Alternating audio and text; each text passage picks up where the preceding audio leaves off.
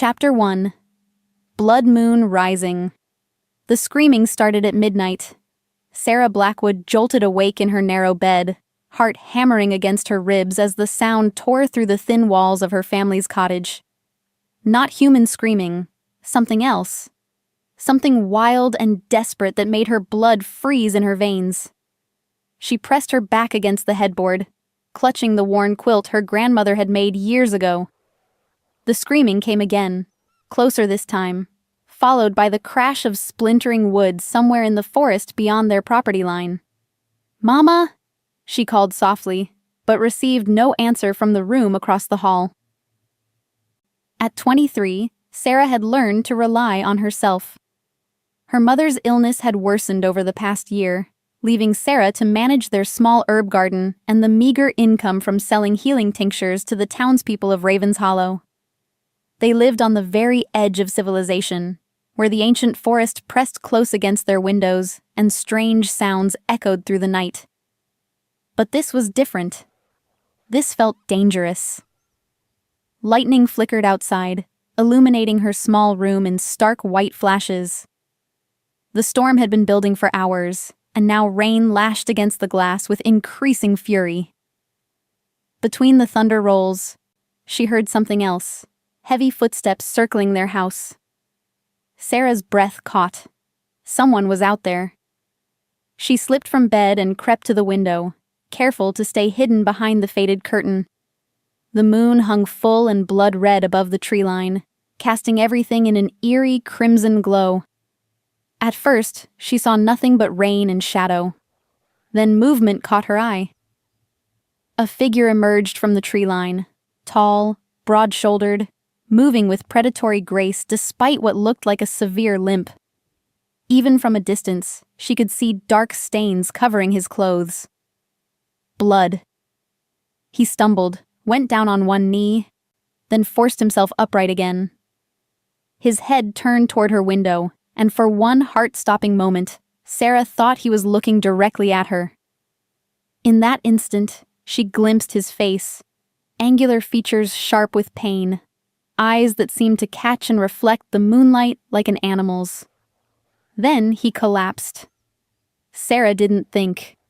She grabbed her father's old coat from the hook by the door and ran outside into the storm, her bare feet splashing through puddles of mud and rain. The wounded stranger lay motionless 20 feet from her front porch, his dark hair plastered to his skull. "Sir?" She approached cautiously, every instinct screaming at her to turn around and lock herself inside. "Sir, are you hurt?" No response. Up close, she could see the extent of his injuries, deep gashes across his chest and arms that looked like claw marks, his shirt hanging in tatters. He was going to bleed to death if she didn't do something. Against every ounce of common sense she possessed, Sarah knelt beside him and pressed her hands against the worst of the wounds. His skin burned like fire beneath her palms, unnaturally hot, even accounting for fever. "I'm going to help you," she whispered, though she wasn't sure he could hear her. "Just hold on." The moment her hands made contact, something electric shot through her, a jolt of recognition that made no sense. She'd never seen this man before in her life, but touching him felt like coming home after a long journey. It felt like fate. His eyes snapped open.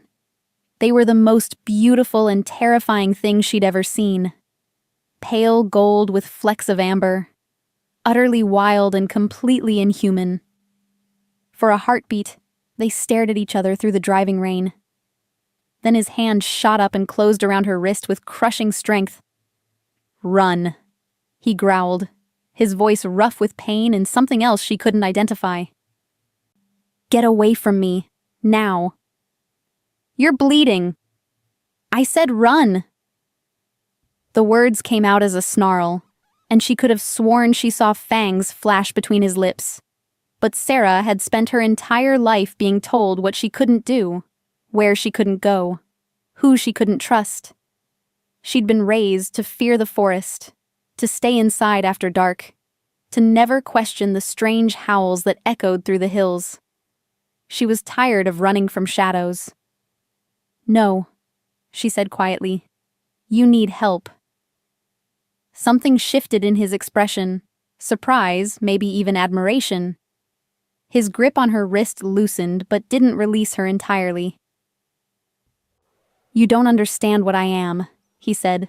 "What I could do to you." "Then tell me." Lightning cracked overhead, illuminating his face in stark detail. She could see the exact moment he made his decision, his features hardening into a mask of cold determination. "My name is Cale Wolf," he said. "And if you're smart, you'll pretend you never saw me."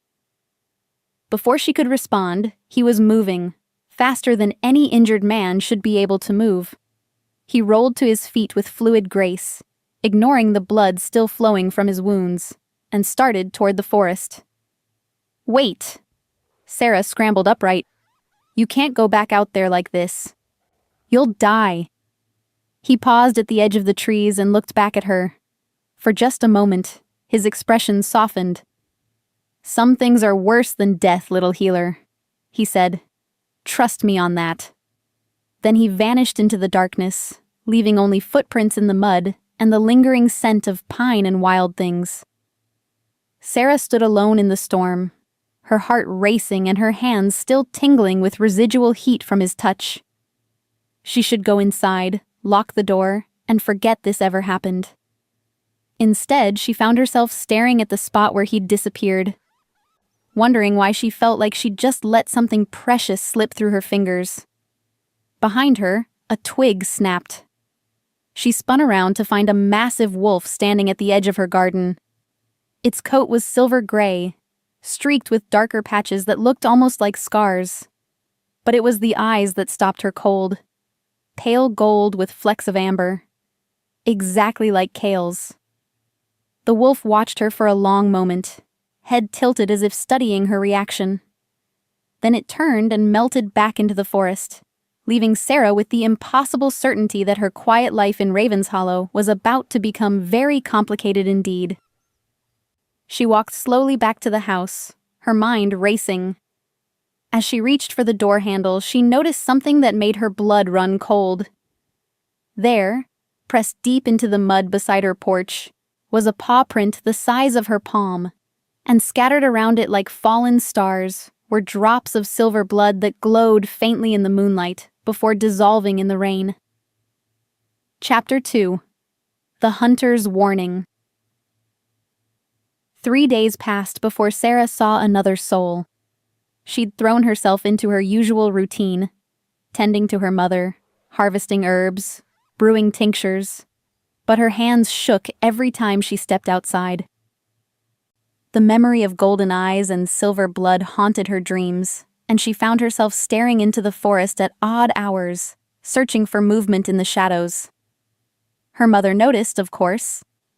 "You're jumpy as a cat, darling," Eleanor Blackwood observed from her bed, where she spent most of her days now. The wasting sickness had stolen her strength but left her mind sharp as ever. "Something happened during that storm?" "Nothing, Mama. Just the weather making me nervous." Eleanor's pale blue eyes studied her daughter's face. "Sarah, you know you can tell me anything." But how could she explain that she'd encountered something impossible? That she couldn't stop thinking about a stranger who moved like a wild animal and bled silver in the moonlight? "I know, Mama. I'm fine, truly." The lie tasted bitter on her tongue. On the 4th morning, Sarah was hanging laundry behind the cottage when she heard hoofbeats approaching.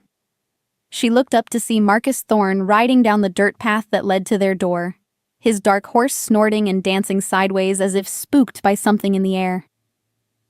Marcus was Raven's Hollow's self-appointed protector, a hunter who claimed to keep the town safe from the wolves and wild things that roamed the forest.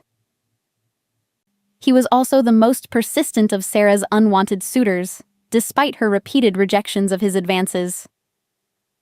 "Morning, Sarah," he called, swinging down from his saddle with practiced ease. He was a handsome man in a conventional way, broad-shouldered, clean-shaven, with brown hair and steady dark eyes. Everything a woman should want, according to the town gossips. Everything that left Sarah completely cold. "Marcus," she replied coolly, not pausing in her work. "What brings you out this way?" "Heard there was some trouble during the storm. Thought I'd check on you and your mother." His tone was casual, but she could see the tension in his shoulders.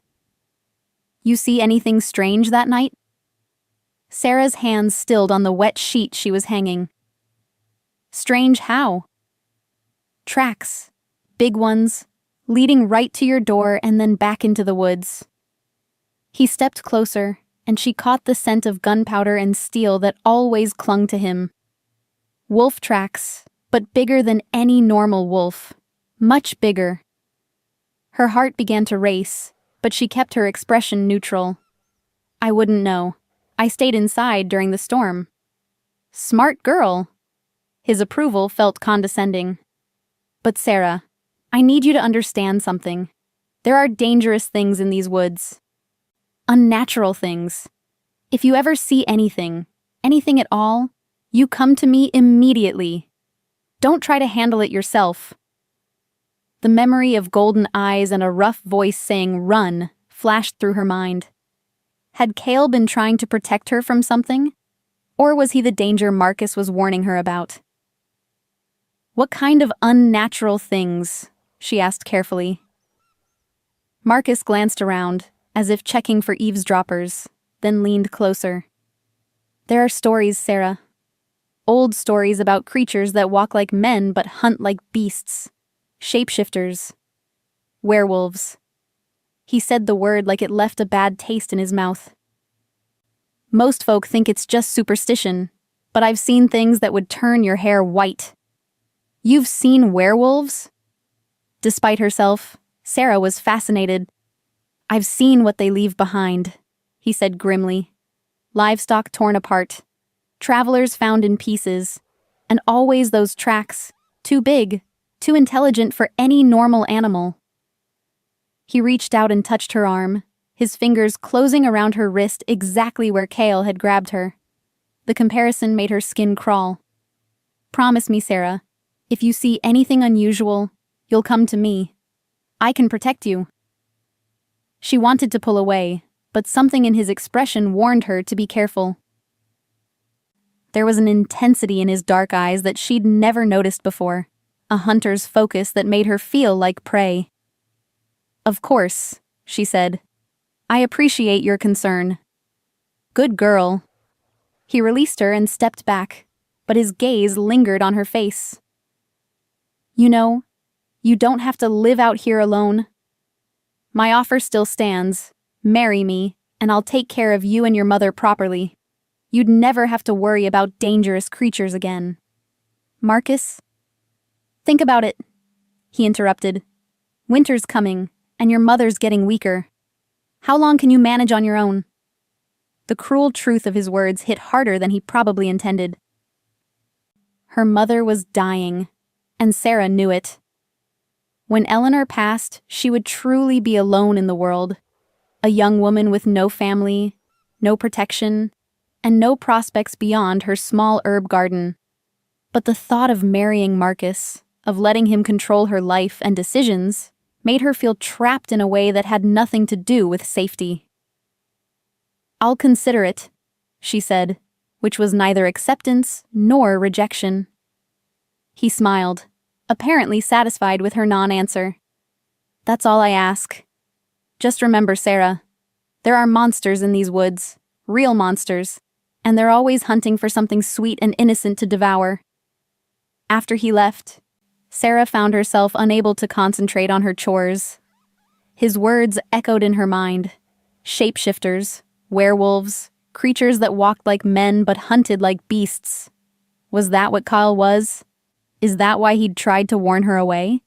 But if he was truly a monster, why hadn't he hurt her when he had the chance? She'd been completely vulnerable, kneeling beside him in the storm, and he'd had the strength to crush her wrist if he'd wanted to. Instead, he'd told her to run. Not because he intended to harm her, but because he was trying to protect her from himself. That evening, as twilight painted the sky in shades of purple and gold. Sarah made a decision that would have horrified Marcus and terrified her mother. She gathered her courage, lit a lantern, and walked into the forest. The trees closed around her like a living cathedral, their branches whispering secrets in the evening breeze. She followed no particular path, letting instinct guide her feet deeper into the wilderness. Every few steps, she called out softly, "Kyle, are you out there? I know you can hear me." For an hour, she received no answer except the rustle of leaves and the distant hoot of an owl. Just as she was beginning to feel foolish, a voice spoke from the darkness ahead. "You shouldn't be here." Sarah's heart leapt, but she forced herself to stand steady. "I was looking for you." He emerged from behind a massive oak tree, moving with that same predatory grace she remembered. In the lantern light, she could see that his wounds had healed with impossible speed. The deep gashes were now thin silver scars against his tanned skin. He wore different clothes, dark leather that seemed to blend with the shadows. "Why?" he asked simply. "Because I can't stop thinking about you." The words tumbled out before she could stop them, and she felt heat flood her cheeks. "I have questions." Something flickered in those golden eyes. Amusement, maybe, or surprise. "Dangerous questions, little healer." "My name is Sarah," she said firmly, "and I'm tired of being protected from the truth." He studied her for a long moment, his expression unreadable. "The truth will change everything. Once you know what I am, there's no going back to your safe, quiet life." "Maybe I don't want a safe, quiet life anymore." The words hung between them like a challenge. Cale took a step closer, and she caught his scent. Pine and rain and something wild that made her pulse quicken. "Marcus Thorne came to see you today," he said. "And it wasn't a question. How did you—" She stopped herself. Of course he would know. He'd probably been watching her cottage. "He warned me about werewolves." Cale's laugh was soft and bitter. "Did he now?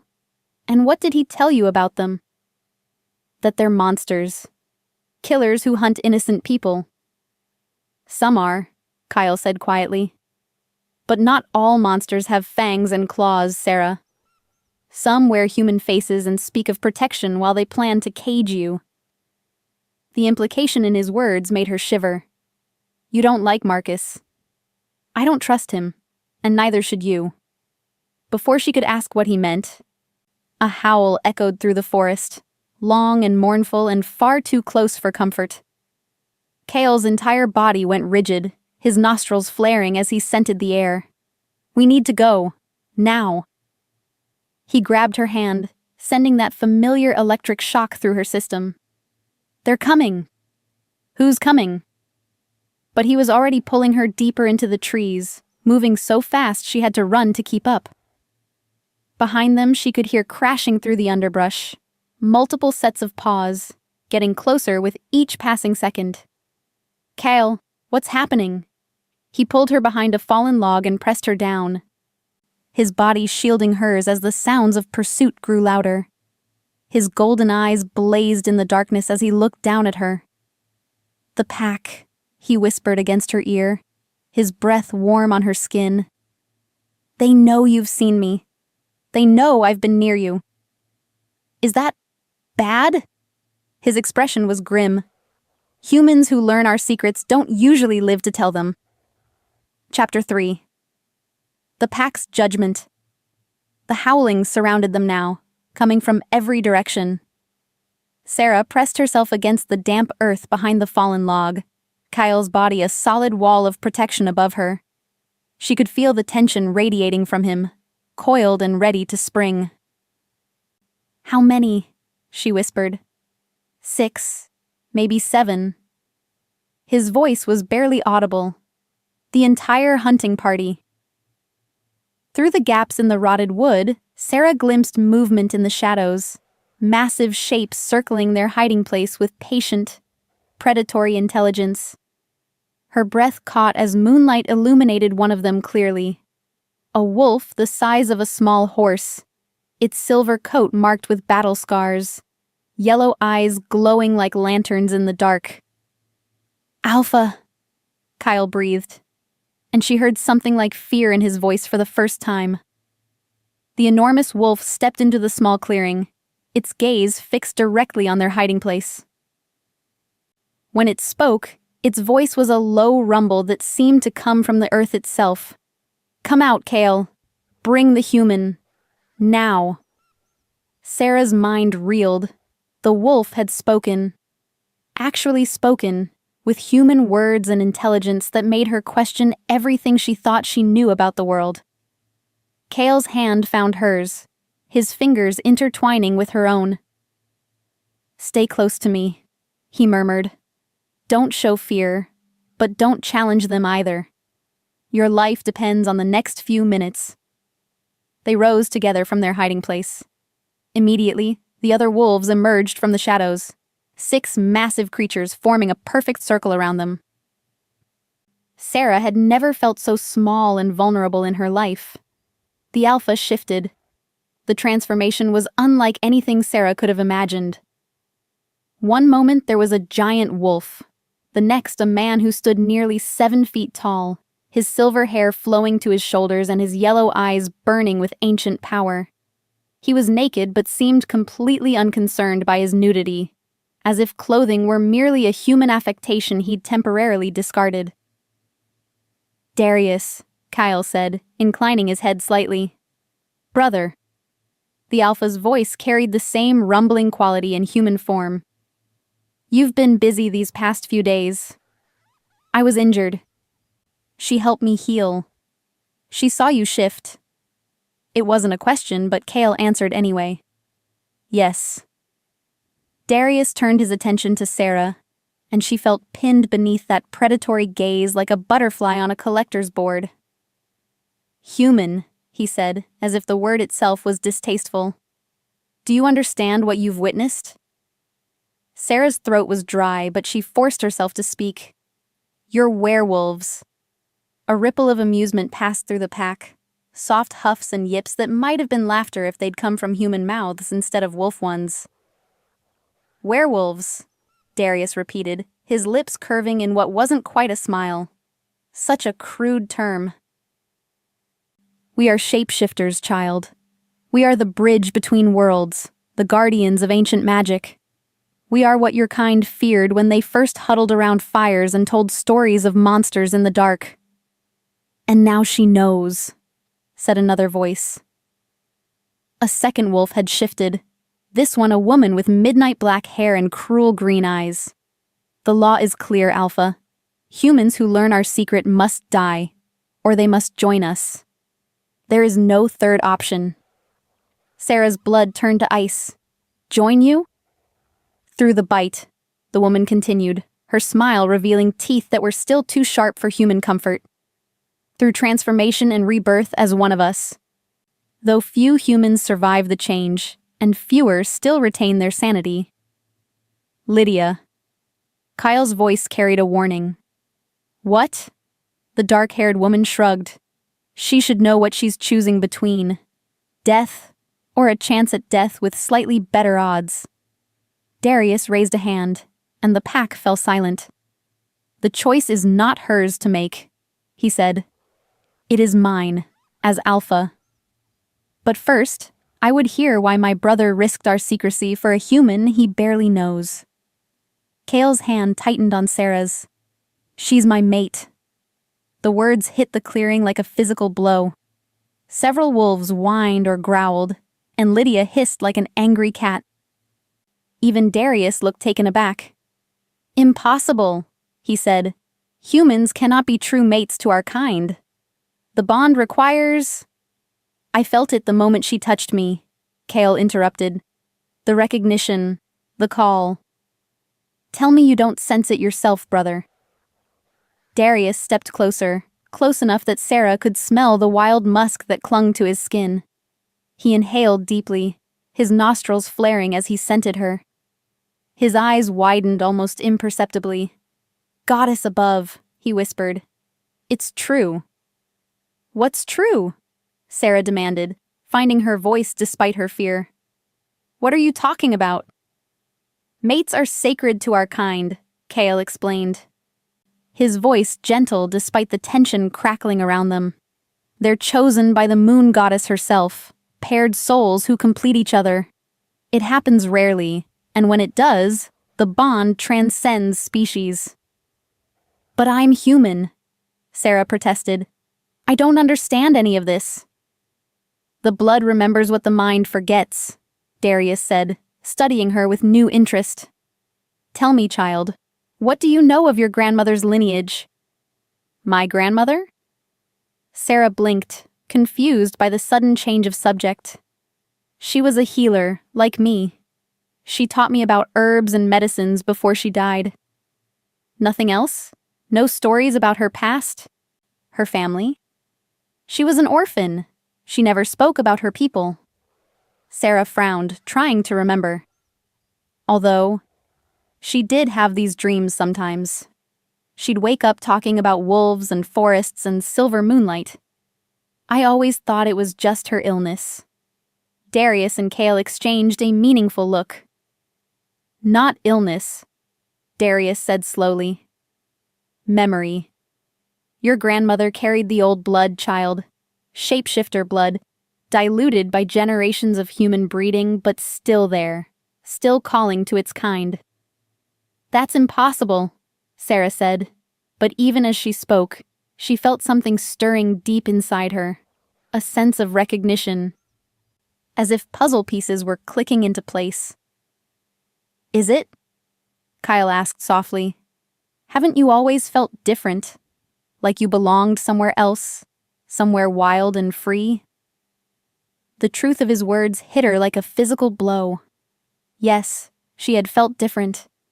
She'd spent her entire life feeling like she was living the wrong life, constrained by human expectations and limitations. The forest had always called to her, and she'd always wondered why other people couldn't hear the songs the wind sang through the trees. This changes things, Darius said, his expression thoughtful. If she carries the old blood, she might survive the transformation. She might even thrive. No. Kale stepped protectively in front of Sarah. The risk is too great. There has to be another way. What other way? Lydia snarled. She knows our secret. By pack law, she dies or she joins us. Those are the only options. Then we leave, Kale said firmly. Both of us. We'll go far away, somewhere the pack can't follow. You would abandon your family? Your birthright? Darius's voice was deadly quiet. You are my heir, Kale. You are destined to lead this pack when I am gone. Not if it means sacrificing her. How noble, Lydia sneered. How perfectly romantic. But tell me, brother, what happens when the human hunters find her? When they discover what she knows and use her against us?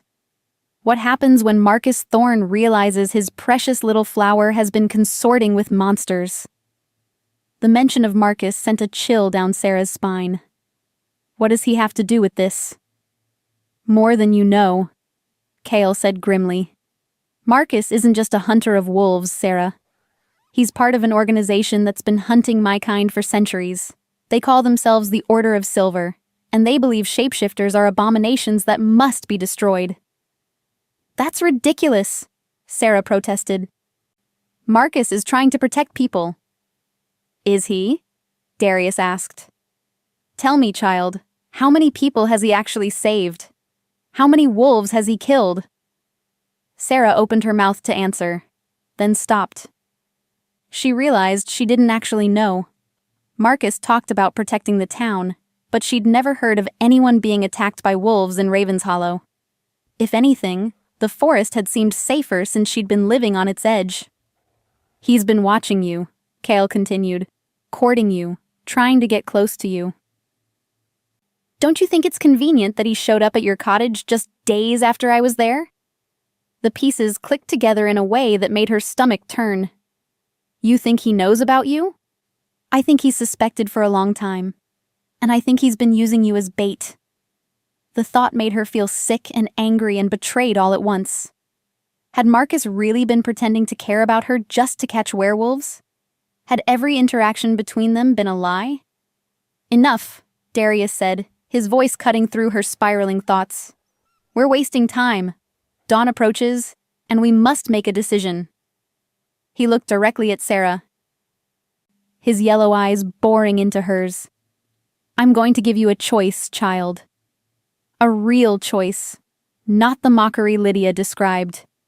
You can return to your human life, your human world, your human ignorance. We will alter your memories, remove all knowledge of what you've seen tonight. You'll wake up in your own bed believing this was all a dream." "Or?" Sarah asked, though she already knew. "Or you accept what you are. You embrace the blood that runs in your veins and become what you were always meant to be. You undergo the transformation and join our pack as Kale's true mate. And if the transformation kills me?" Darius's expression softened slightly. "Then you will die knowing truth instead of living a lie. The choice is yours, Sarah Blackwood. But choose quickly. The night grows short, and morning will bring hunters who won't be satisfied with mere memory loss." Sarah looked around the circle of wolves and shapeshifters, at the ancient magic and primal power that surrounded her. Then she looked at Kale, at his golden eyes filled with love and fear and desperate hope. For the first time in her life, she felt like she was exactly where she belonged. "I choose truth," she said. Chapter 4. The Mark of the Wolf. The ritual began at the stroke of 3 in the morning. Darius led them deeper into the forest, to a clearing Sarah had never seen despite years of exploring these woods. Ancient stone monoliths formed a perfect circle around a natural pool fed by an underground spring. The water reflected the full moon like liquid silver, and the air hummed with power so old it made her bones ache. "This is the heart of our territory," Kale explained as they approached the sacred circle. "Every member of our pack has undergone their first transformation here." Sarah tried to calm her racing heart, but fear and anticipation warred in her chest. "What exactly is going to happen?" "The bite must be given during the full moon," Darius said, his voice taking on a ritualistic cadence. "The change will begin immediately, but the transformation itself will take 3 days and 3 nights. You will experience fever, hallucinations, and pain unlike anything you've ever known. Most humans die during the second night, when the wolf spirit fights to merge with the human soul." "You're not exactly selling this," Sarah muttered. Lydia laughed, a sound like breaking glass. "At least we're honest about it. Better than the fairy tales humans tell themselves about love conquering all." "Lydia." Kale's voice carried a warning. "What? I'm simply pointing out the facts. She's weak, sheltered, and completely unprepared for what's coming. The old blood in her veins is so diluted it might as well not exist. She'll be dead before dawn on the second day." "Enough," Darius commanded. "Your jealousy does not serve the pack." "Jealousy?" Sarah looked between Lydia and Kale, understanding dawning.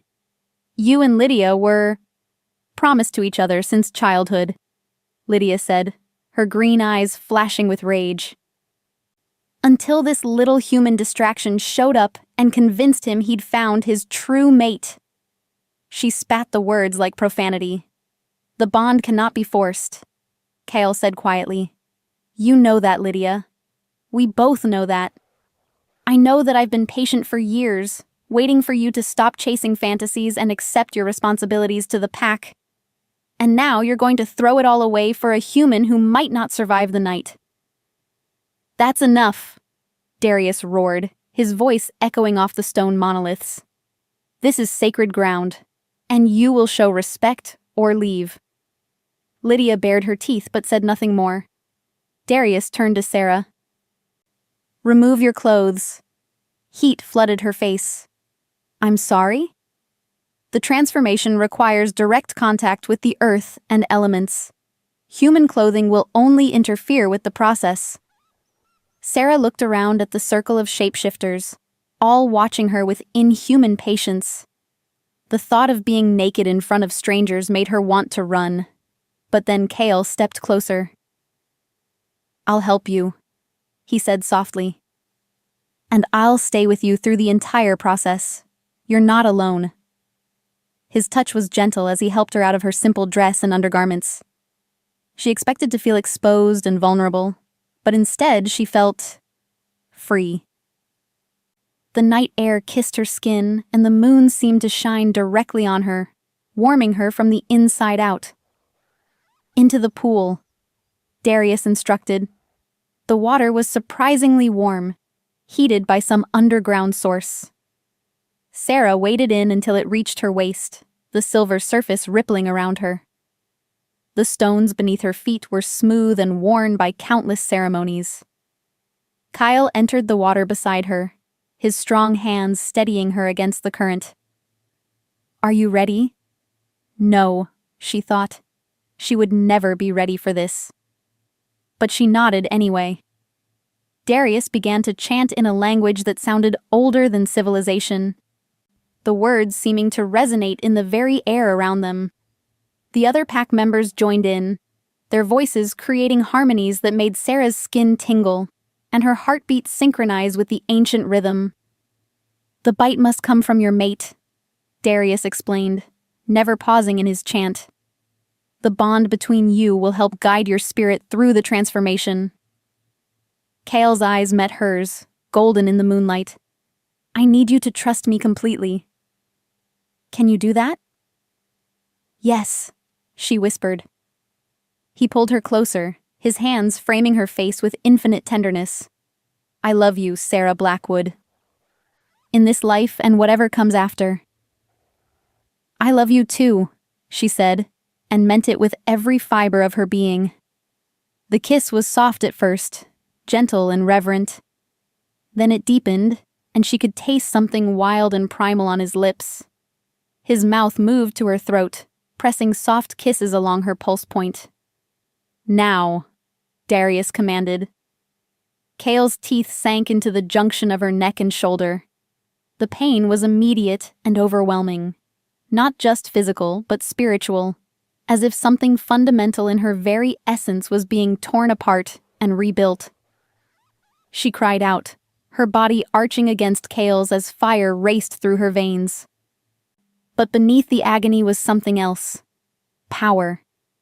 Ancient, primal power that sang in her blood and called to every wild thing in the forest. She could hear the heartbeats of every creature for miles around, could smell the complex tapestry of scents that painted the night in vivid detail. Kale's bite gentled, and he began to lap at the wounds with his tongue. The pain receded, replaced by warmth and a strange tingling sensation that spread outward from the bite mark. "It is done," Darius announced, his voice reverent. "The mark has been given. The transformation has begun."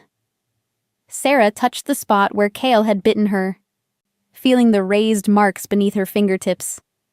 They were warm to the touch and seemed to pulse with their own heartbeat. "How long before—" she began, then gasped as a wave of dizziness crashed over her. "Soon," Kyle said, catching her as she swayed. "The fever will start within the hour." Already she could feel heat building beneath her skin, and her vision seemed sharper, more focused. Colors were more vivid, sounds more distinct. She could hear conversations happening in the town of Raven's Hollow, miles away.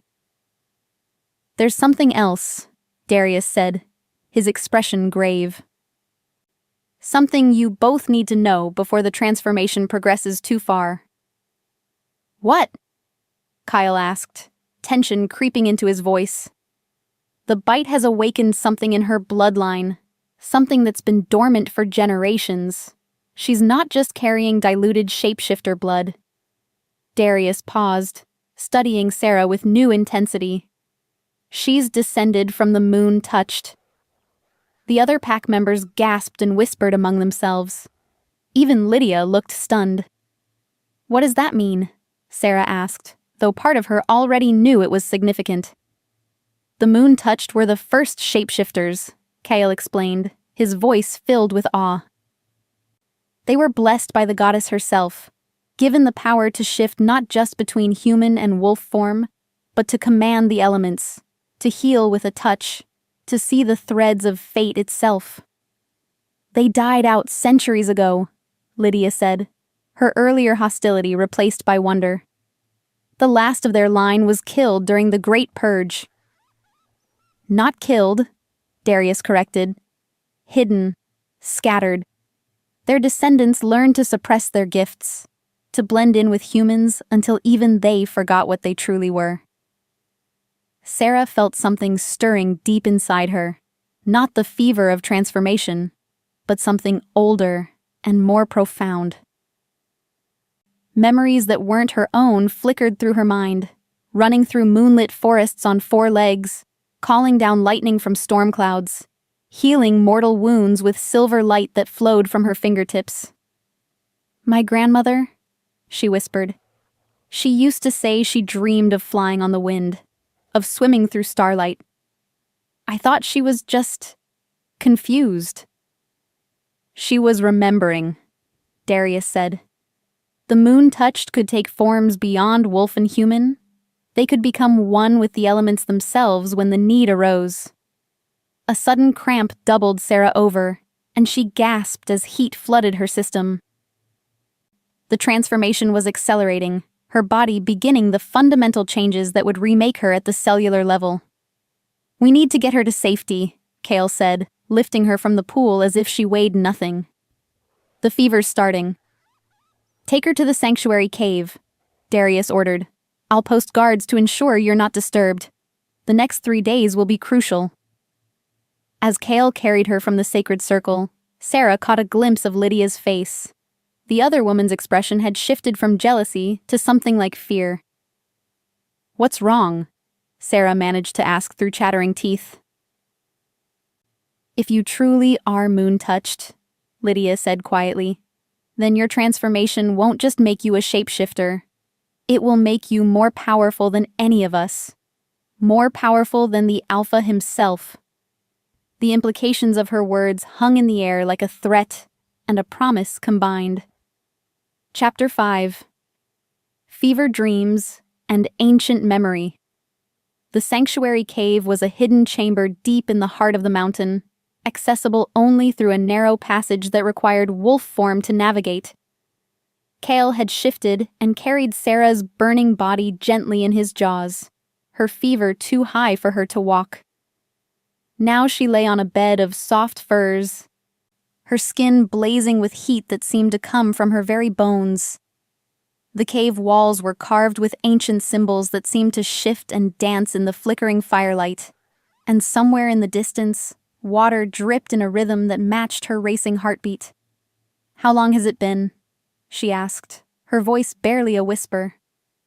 6 hours, Kale replied, bathing her forehead with cool water. "The fever peaked an hour ago, but it's not breaking." Sarah tried to focus on his face, but her vision kept sliding in and out of clarity. Sometimes she saw Kale as he was. Human, worried, heartbreakingly beautiful. Other times she saw him as something else entirely, a creature of starlight and shadow, ancient beyond measure, connected to her by threads of silver that stretched across time itself. "I keep seeing things," she mumbled. "Impossible things. Tell me." Forests that stretch to the edge of the world. Wolves the size of horses running beneath a moon that never sets. And there's this woman. Sarah struggled to hold on to the fragmenting images. "She has silver hair and eyes like moonlight, and she's calling my name." Kyle's hand stilled on her forehead. "What does she look like?" "Beautiful. Terrible. She's wearing a crown made of starlight. And there are wolves at her feet, but not normal wolves. They're made of mist and moonbeams, and their eyes are full of ancient wisdom." "The moon goddess," Kale breathed. "Sarah, You're seeing the moon goddess herself." Before she could respond, another wave of fever crashed over her, and suddenly, she wasn't in the cave anymore. She was standing in a vast forest under a sky full of silver stars, face to face with the woman from her visions. The moon goddess was even more magnificent in person, tall and ethereal, with skin that seemed to glow from within, and hair that flowed like liquid silver. Her presence was both comforting and overwhelming, like standing before the ocean or looking up at the infinite sky. "My child," the goddess said, her voice like music and wind and flowing water combined. "You have finally come home." "This isn't real," Sarah said, though even as she spoke, she could feel soft grass beneath her bare feet and smell the rich scent of night-blooming jasmine. "Reality is more fluid than mortals believe," the goddess replied with a smile. "You are experiencing a vision quest, a gift given only to those of the sacred bloodline. Through these dreams, you will learn who you truly are." "I'm human," Sarah protested. "I was human." "You were never fully human, child. The blood of the moon touched flows in your veins, passed down through generations of women who forgot their heritage but never lost their power." The goddess approached, her bare feet making no sound on the forest floor. "Your grandmother's line stretches back to the very first shapeshifters, to the original pack I blessed with the gift of transformation. Why did they hide? Why forget?" The goddess's expression grew sad. "Because humans feared what they couldn't understand. They hunted my children, burned them as witches, drove them into the deepest wilderness. To survive, the moon-touched had to become ordinary. They had to sacrifice their gifts to protect their descendants. But I'm not ordinary anymore." "No." The goddess agreed. "The bite has awakened your true nature. But with great power comes great responsibility and great danger. There are those who would use your abilities for their own ends, and others who would destroy you rather than see you reach your full potential." Images flashed through Sarah's mind. Marcus Thorne standing over a pile of burning books, his face twisted with hatred. A group of men in silver armor surrounding a woman who looked remarkably like Sarah, their swords gleaming in firelight. A great battle between wolves and humans, with the forest itself burning around them. "The Order of Silver," she whispered. "They have been hunting the moon-touched for 800 years, the goddess confirmed. "They believe shapeshifters are demons, and the moon-touched are the worst of all. Abominations that must be cleansed from the earth. They will not stop until you are dead." "Then maybe I should have stayed human." "And lived a lie for the rest of your life? Felt incomplete, always searching for something you couldn't name?" The goddess shook her head. "You were never meant for a small life, Sarah Blackwood.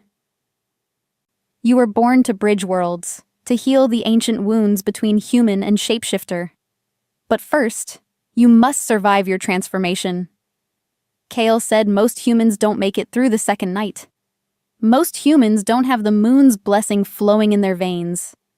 But even you will face a choice, child. When the wolf spirit tries to merge with your human soul, you can resist and maintain your humanity, or you can surrender completely and risk losing yourself to the wild." "What should I do?"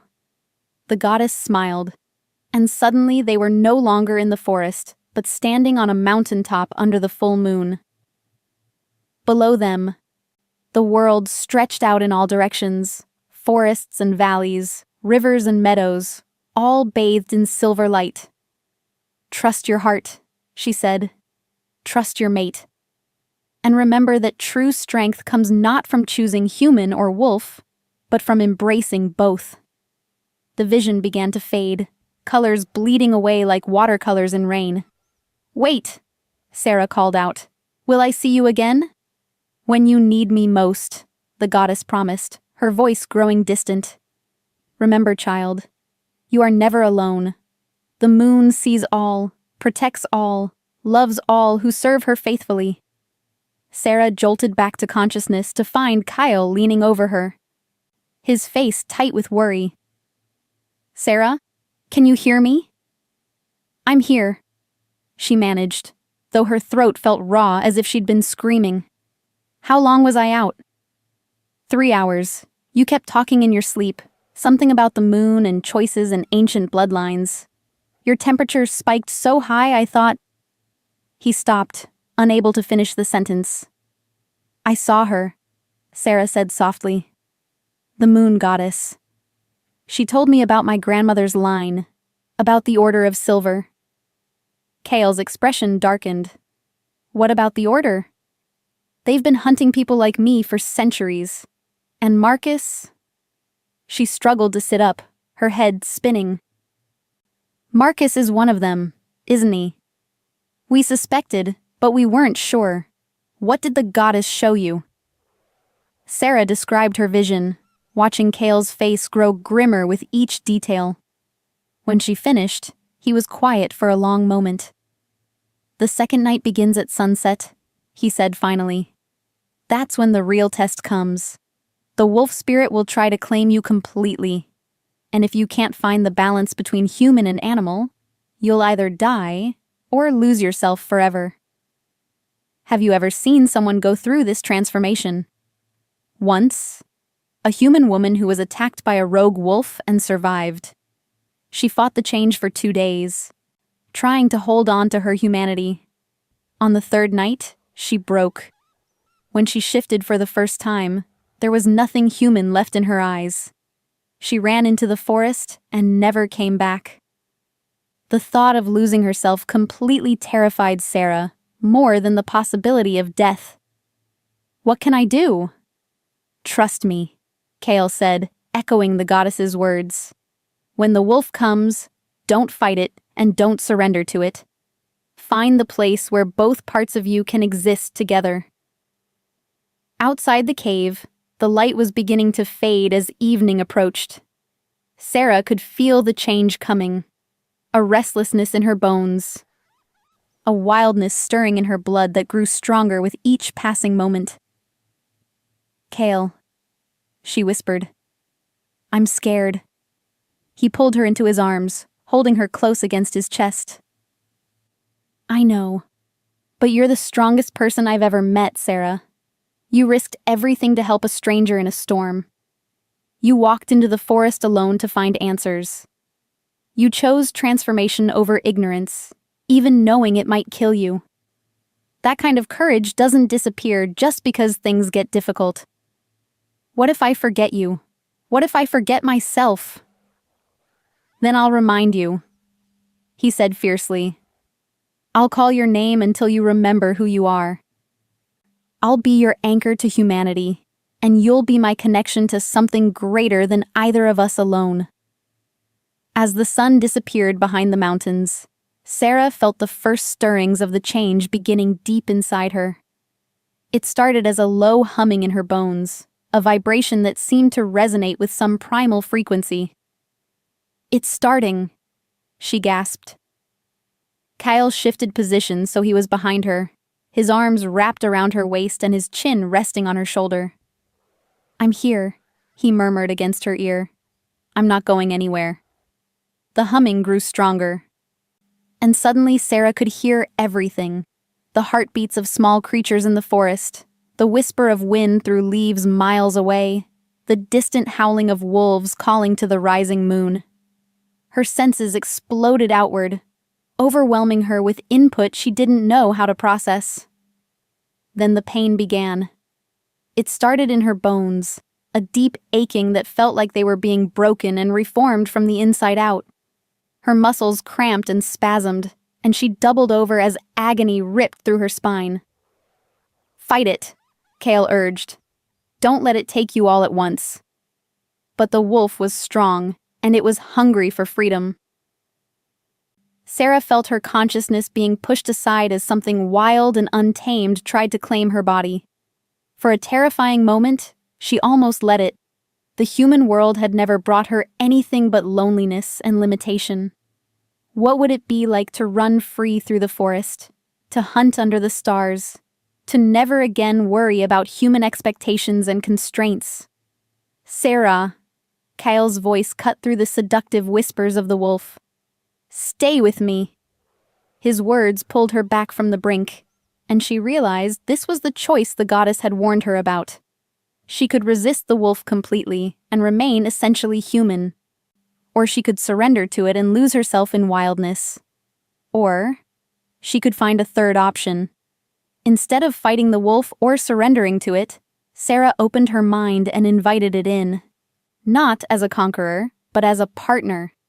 Not as something to be dominated or to dominate, but as another part of herself that deserved recognition and respect. The change in approach transformed everything.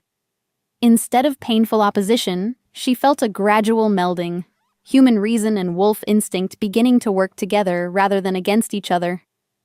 The agony in her bones eased, replaced by a sensation of stretching and expanding, as if she were growing into a larger version of herself. "That's it," Kale breathed, wonder in his voice. "You're doing it." Sarah felt her awareness expanding beyond anything she'd ever experienced. She could sense every living thing in the mountain, could feel the ebb and flow of natural energy that connected all things. But she was still herself, still Sarah, with her memories and personality intact. The transformation was far from over, but for the first time since the bite, she felt hope instead of fear. She was going to survive this. And when she emerged from the cave in 3 days' time, she would be something the world hadn't seen for centuries. A moon-touched shapeshifter, bridge between worlds, heir to powers that could heal the ancient rift between human and wolf. If the Order of Silver didn't kill her first. Chapter 6. The Hunt Begins. Dawn brought Marcus Thorne to their door.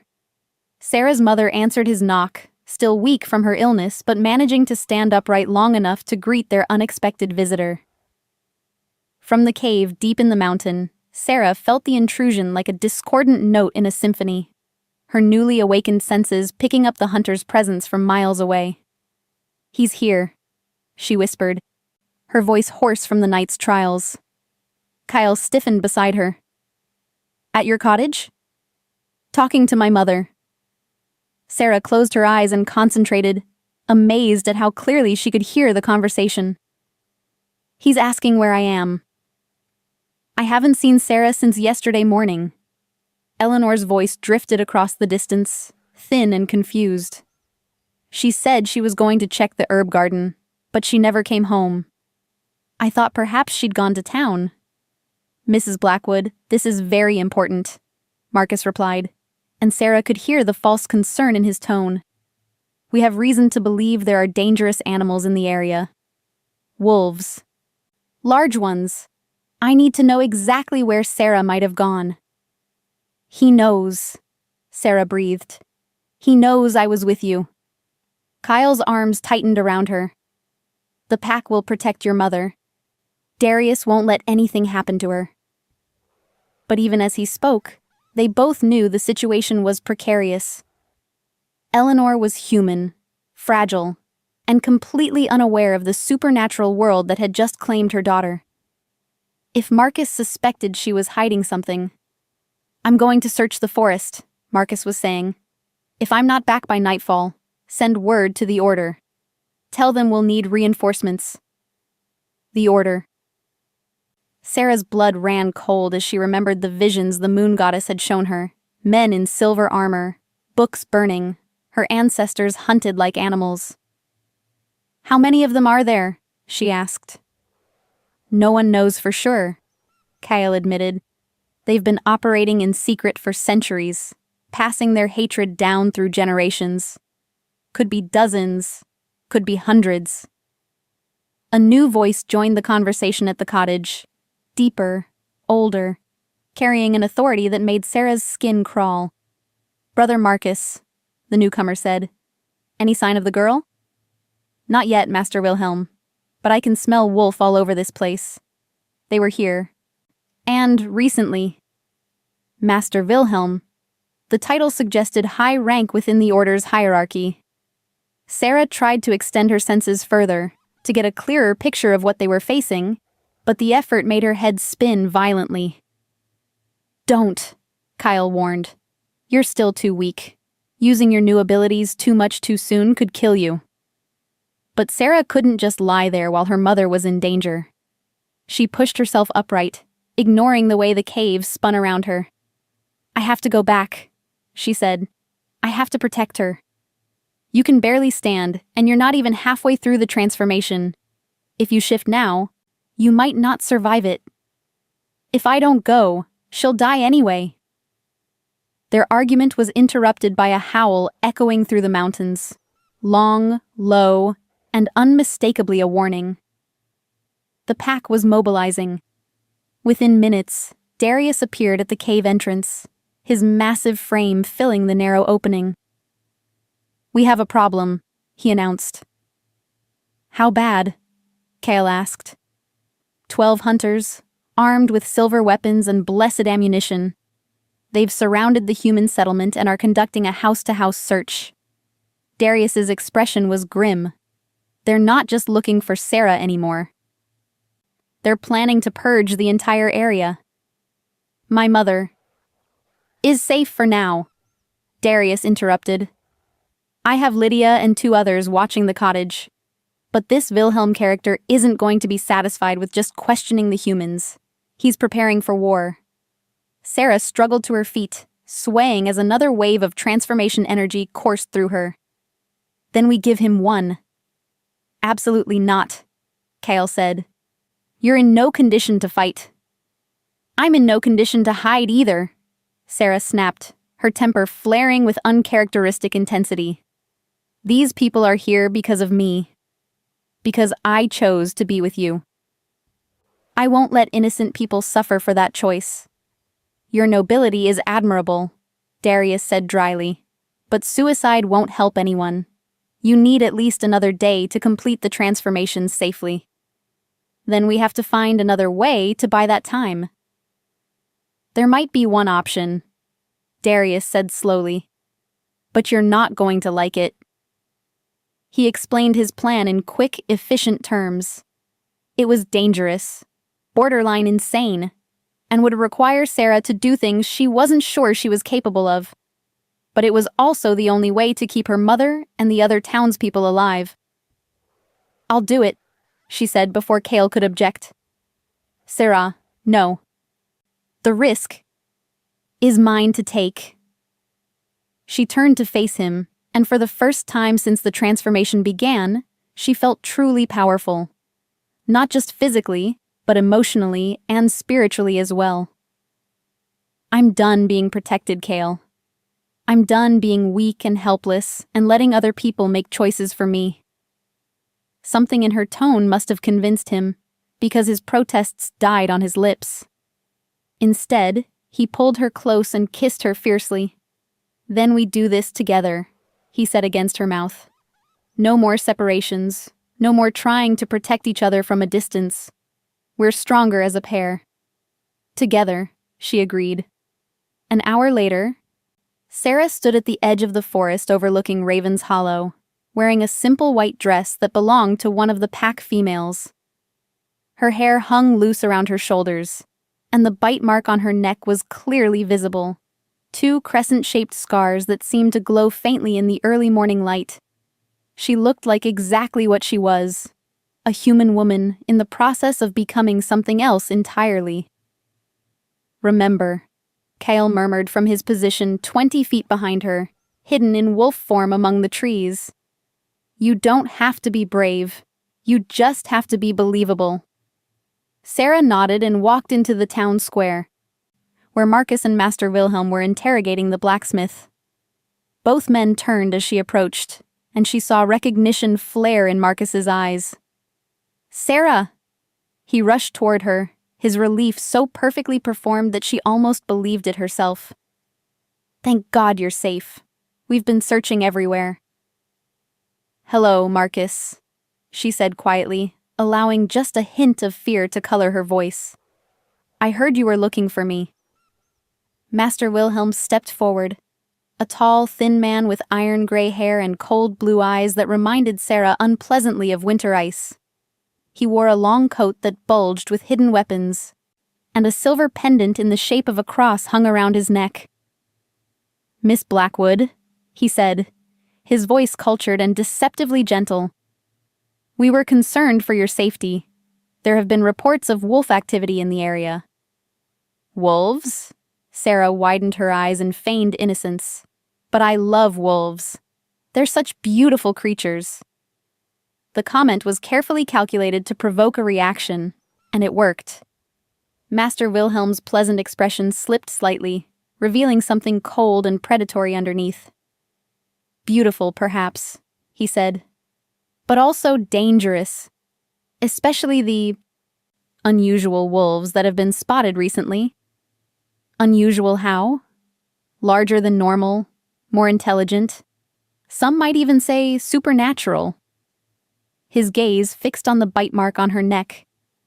"Tell me, Miss Blackwood, how did you acquire that interesting scar?" Sarah's hand moved instinctively to cover the marks, but she forced herself to lower it. "I was attacked," she said simply. "3 nights ago, during the storm." Marcus stepped closer, his expression shifting from relief to horror. "Attacked?" "Sarah, why didn't you tell anyone? You need medical attention." "I'm fine," she interrupted. "Better than fine, actually." "The strangest thing happened after I was bitten. I started seeing things differently, hearing things, feeling things I'd never felt before." Master Wilhelm's eyes sharpened with interest. "What sort of things?" "Colors are brighter. Sounds are clearer. And sometimes—" She paused, as if uncertain whether to continue. "Sometimes I hear voices in the wind, calling to me." "The corruption has begun," Wilhelm murmured, though he didn't seem surprised. "Tell me, child, have you experienced any cravings?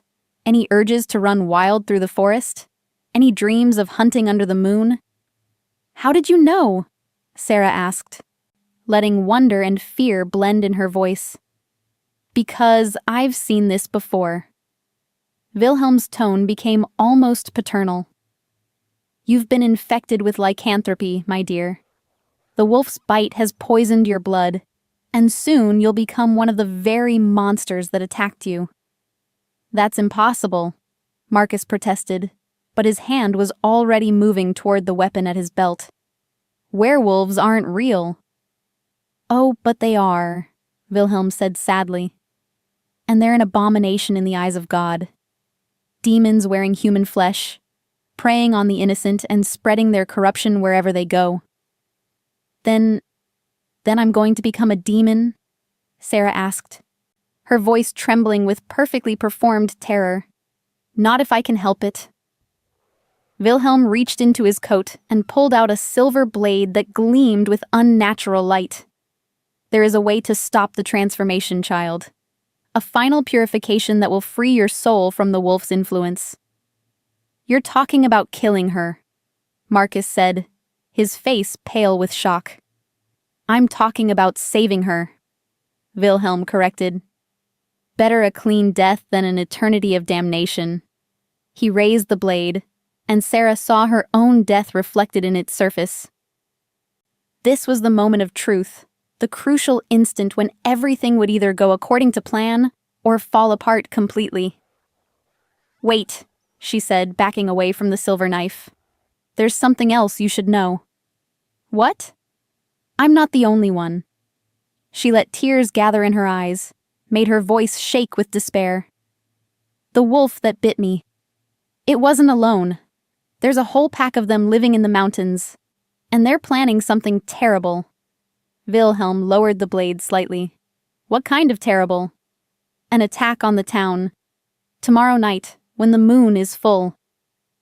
They're going to kill everyone and turn Ravenshollow into a feeding ground." It was a complete lie, of course. But it was exactly the kind of lie the Order would want to believe. A justification for the violence they'd come here to commit anyway. "How many?" Wilhelm demanded. "Dozens," Sarah whispered. "Maybe more." They're gathering in the old stone circle deep in the forest, the one the locals say is cursed. Wilhelm and Marcus exchanged glances, and she could see the wheels turning in their minds. A hidden nest of werewolves, preparing to attack innocent civilians. It was every hunter's nightmare, and every fanatic's dream. "Show us," Wilhelm said.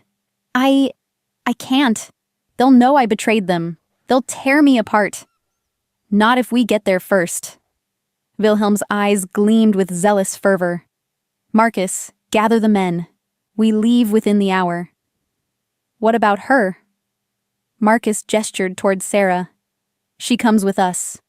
If she's telling the truth, we'll need her to guide us to their lair.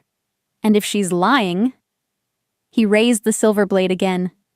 "Well, we'll deal with that problem when we come to it." As the hunters dispersed to prepare for their assault on the stone circle, Sarah allowed herself a small smile. The plan was working perfectly. The Order was walking straight into a trap that would either destroy them completely or give her enough time to complete her transformation safely. Either way, by tomorrow night, the ancient war between human and shapeshifter would finally come to an end in the mountains of Raven's Hollow. She just hoped she would be strong enough to see it through. Chapter 7. The trap is set. The march to the stone circle took 4 hours. Sarah walked at the front of the column, flanked by Marcus and Master Wilhelm, her hands bound with silver chains that burned against her skin. The other hunters followed in disciplined formation, 10 men armed with blessed weapons, silver ammunition, and enough religious fanaticism to fuel a small war. They had no idea they were being herded into position like sheep. Every few hundred yards, Sarah caught glimpses of movement in the trees, wolves pacing them at a distance, staying just out of sight but close enough to ensure she wasn't harmed. The pack was mobilizing according to Darius's plan, moving into strategic positions around the sacred grove. "Tell me about their leader," Wilhelm said as they climbed a particularly steep section of the mountain trail. "The alpha of this pack." "He's enormous," Sarah replied, not needing to fabricate the fear in her voice. "Silver-gray fur, yellow eyes, and scars all over his body from 1,000 battles. When he speaks, even the other wolves tremble." "Speaks?" Marcus looked skeptical. "Wolves don't speak." "These do. They're not natural, Marcus. They're something much older and more dangerous than ordinary animals." Wilhelm nodded approvingly. The girl has been corrupted, but she still retains enough humanity to recognize the evil she's been exposed to. Perhaps there's hope for her soul yet. The comment made Sarah's stomach turn, but she kept her expression neutral. These men saw her as either a victim to be saved or a monster to be destroyed, never as a person capable of making her own choices. It was that dehumanizing attitude that had allowed the Order to justify centuries of genocide against shapeshifter communities. "How much further?" one of the hunters called from the rear of the column. "Not far," Sarah answered. "Maybe another mile." In truth, they were still 2 hours away from the stone circle, but the pack didn't need them to reach the sacred grove for the plan to work. They just needed them isolated, deep in shapeshifter territory, far from any possible reinforcements. As if summoned by her thoughts, a howl echoed through the forest, long, mournful, and very close. The hunters immediately went on high alert, weapons raised and eyes scanning the trees. "Just a scout," Wilhelm murmured, though his hand had moved to the silver sword at his hip. "They know we're coming." Another howl answered the first, then another. Within moments, the mountains themselves seemed to be singing with wolf voices, the sound echoing off rocky peaks and through deep valleys. It was beautiful and terrifying at the same time, a symphony of wild power that made Sarah's newly awakened wolf instincts sing in response. "There are so many of them," Marcus breathed, his face pale. "More than I expected," Wilhelm admitted, But numbers alone won't save them. Silver and faith will triumph over darkness, as they always have. The howling stopped abruptly, leaving behind a silence so complete it felt almost oppressive. Even the normal forest sounds, bird calls, rustling leaves, scurrying small creatures, had ceased entirely. "Something's wrong," one of the hunters whispered. "Nothing's wrong," Wilhelm said sharply. "They're trying to intimidate us. It's a classic predator tactic." But Sarah could feel what the hunters couldn't: the presence of dozens of shapeshifters moving through the forest around them, getting closer with each passing moment. The pack was in position, waiting for the signal to strike. "Master Wilhelm," Marcus said quietly, "perhaps we should reconsider this approach. If there are as many of them as it sounds like—" "Are you questioning my judgment, Brother Marcus?" "No, sir. I'm simply suggesting that discretion might be the better part of valor in this case." Wilhelm stopped walking and turned to face the younger hunter, his blue eyes cold as winter ice. "I've been hunting these abominations for 30 years, boy. I've cleansed entire bloodlines from the earth and sent countless demons back to the hell that spawned them. I will not be deterred by a few lupine howls in the darkness." "Of course not, master. I only meant—" Wilhelm backhanded Marcus across the face with enough force to send him stumbling. "You meant to show weakness in front of the men. You meant to undermine my authority with cowardice disguised as caution." Marcus touched his split lip, his expression carefully neutral. "I apologize, Master Wilhelm. I spoke out of turn. See that it doesn't happen again." The exchange gave Sarah valuable insight into the Order's command structure. Wilhelm was clearly in charge, but his authority was maintained through fear and brutality rather than respect. That kind of leadership created resentment and internal conflicts that could be exploited. They resumed their march, but the tension in the group had ratcheted up noticeably.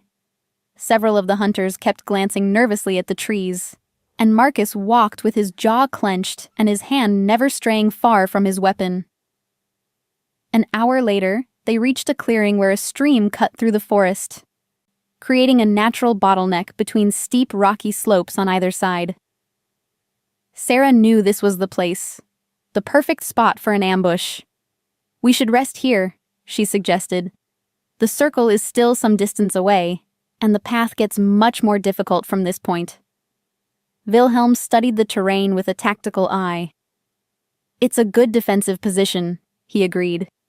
"We'll take a 15-minute break, then push on to—" He never finished the sentence. The attack came from all sides at once, massive wolves erupting from the undergrowth with supernatural speed and coordination. The hunters barely had time to raise their weapons before the pack was among them, snarling and snapping with lethal efficiency. Sarah threw herself to the ground as chaos erupted around her. Silver bullets whined through the air, and men screamed in terror and pain as they found themselves face to face with their worst nightmares made flesh. A huge black wolf, Lydia in her shifted form, landed directly in front of Wilhelm, her green eyes blazing with fury. The master hunter's sword cleared its sheath with practiced speed, the blessed silver gleaming as he brought it around in a killing arc. Lydia was faster. She twisted away from the blade and lunged for Wilhelm's throat, her massive jaws closing around his sword arm instead as he managed to get it up just in time. The sound of breaking bone was audible even over the sounds of battle. Sarah rolled away from the immediate fighting, trying to reach the cover of the trees. But before she could escape, strong hands grabbed her shoulders and hauled her upright. "Going somewhere," Marcus snarled, his face twisted with rage and pain. Blood flowed from several deep scratches across his cheek, and his coat was torn where wolf claws had found their mark. "Marcus, please, shut up." He pressed the muzzle of his silver-loaded pistol against her temple. "I know what you are now. I know what you've always been. I don't understand." "The wolf blood," he spat. "You've been carrying it your whole life, haven't you? That's why you never wanted me. Why you always preferred the forest to civilized company. You're one of them." The revelation hit Sarah like a physical blow. He'd known. On some level, Marcus had always known she was different, and he'd been drawn to that difference like a moth to flame. Not because he loved her, but because he wanted to possess something wild and make it his own. "You're right," she said quietly. "I am one of them." "Then die with them," Marcus growled, his finger tightening on the trigger. The gunshot was deafeningly loud in the confined space of the clearing. But it wasn't Sarah who fell. Cale materialized behind Marcus like an avenging angel, his human form streaked with dirt and blood, his golden eyes burning with primal fury. The hunter's pistol fell from nerveless fingers as he stared down at the massive hole in his chest. "You missed one crucial detail," Cale said conversationally as Marcus toppled forward. "Her mate was always going to come for her." Around them, the battle was winding down. Most of the hunters were dead or dying, their silver weapons scattered uselessly across the bloodied ground. Wilhelm lay motionless beneath Lydia's massive form, his neck twisted at an unnatural angle. "Is it over?" Sarah asked, hardly daring to believe it. "For now," Cale replied, cutting through her silver bonds with a knife that gleamed like moonlight. But Wilhelm was just one master among many. The Order has cells all over the world, and they'll send more hunters when this group doesn't report back. Darius emerged from the tree line, his human form splattered with blood and his expression grim. "We need to move quickly. Search the bodies for communications equipment, maps, anything that might tell us how much the Order knows about our location." As the pack began stripping the dead hunters of their equipment, Sarah felt a wave of dizziness wash over her. The adrenaline of the battle was wearing off, and her transformation was reasserting itself with doubled intensity. "Kyle!" she gasped, swaying on her feet. He caught her before she could fall, his strong arms supporting her weight. "The stress of using your abilities before they've fully developed," he diagnosed quickly. "We need to get you back to the cave." "No," Darius said sharply. "The cave is compromised. If they have maps, they'll know about the sacred sites. We need to find somewhere else for her to complete the change." "Where?" Cale demanded. "She's too weak to travel far, and sunrise is only a few hours away." Lydia, still in her wolf form, let out a series of barks and yips that sounded almost like words. Darius listened intently, then nodded. "There's an old cabin about 2 miles north of here," he translated. "Abandoned for decades, but still sound. It's not sacred ground, but it will have to do." The journey to the cabin passed in a blur of pain and fever dreams for Sarah. Cale carried her most of the way, his supernatural strength making her weight seem negligible. She drifted in and out of consciousness, catching glimpses of moonlit forest and concerned faces. When awareness returned fully, she was lying on a rough wooden bed in a single-room cabin that smelled of dust and old timber. A fire crackled in the stone fireplace, casting dancing shadows on the walls. "How long was I out?" she asked. 6 hours, Kyle replied from his position beside the bed. "It's mid-afternoon. The transformation should be reaching its final phase soon." Sarah tried to sit up and immediately regretted it as her entire body screamed in protest. Every muscle felt like it was being torn apart and rebuilt, and her bones ached with a deep, gnawing pain that seemed to come from her very core. "Is this normal?" she gasped. "For a moon-touch transformation? There's no such thing as normal," Darius said from the corner where he'd been studying a collection of papers taken from the dead hunters. "Your bloodline is rewriting the rules as it goes." "Did you find anything useful in their equipment?" "More than I hoped and less than I feared," Darius replied cryptically. "The Order knows about our pack specifically, but they don't seem to know about the larger shapeshifter community." This was meant to be a targeted strike, not the beginning of a wider purge. That's good news, right? It means we might have time to disappear before reinforcements arrive, Kale said. Start fresh somewhere else. Build new lives away from all this violence. Sarah shook her head, the movement sending spikes of pain through her skull. No. Running won't solve anything. The Order will just keep hunting, keep killing, until every shapeshifter in the world is dead. What else can we do? Kale asked. We're strong, but we're not strong enough to fight a global organization. Maybe not as we are now, Sarah admitted. But the moon goddess showed me something in my vision. She said I was meant to bridge worlds, to heal the ancient wounds between human and shapeshifter. What if that's not just metaphor? What if there's a way to actually make peace? Darius looked skeptical. The Order doesn't want peace. They want extermination. The Order isn't all of humanity, Sarah argued. Most humans don't even know shapeshifters exist. If we could find a way to reveal the truth, to show people that we're not monsters, they'd panic, Lydia interrupted, having shifted back to human form. They'd demand our destruction even more loudly than the Order does. Some would, Sarah agreed. But others might listen. Others might understand that we're not so different from them. A sudden, violent spasm doubled her over, and she cried out as fire raced through her veins. The final phase of the transformation was beginning, and it was more intense than anything she'd experienced so far. Everyone out, Kale ordered. She needs space for what's coming next. I'm staying, Darius said firmly. If she truly is moon-touched, her first shift will be significant. The pack needs to witness it. Sarah tried to protest, but another wave of agony stole her breath. Her bones felt like they were melting and reforming, her muscles stretching and changing in ways that defied description. But underneath the pain was something else. Power.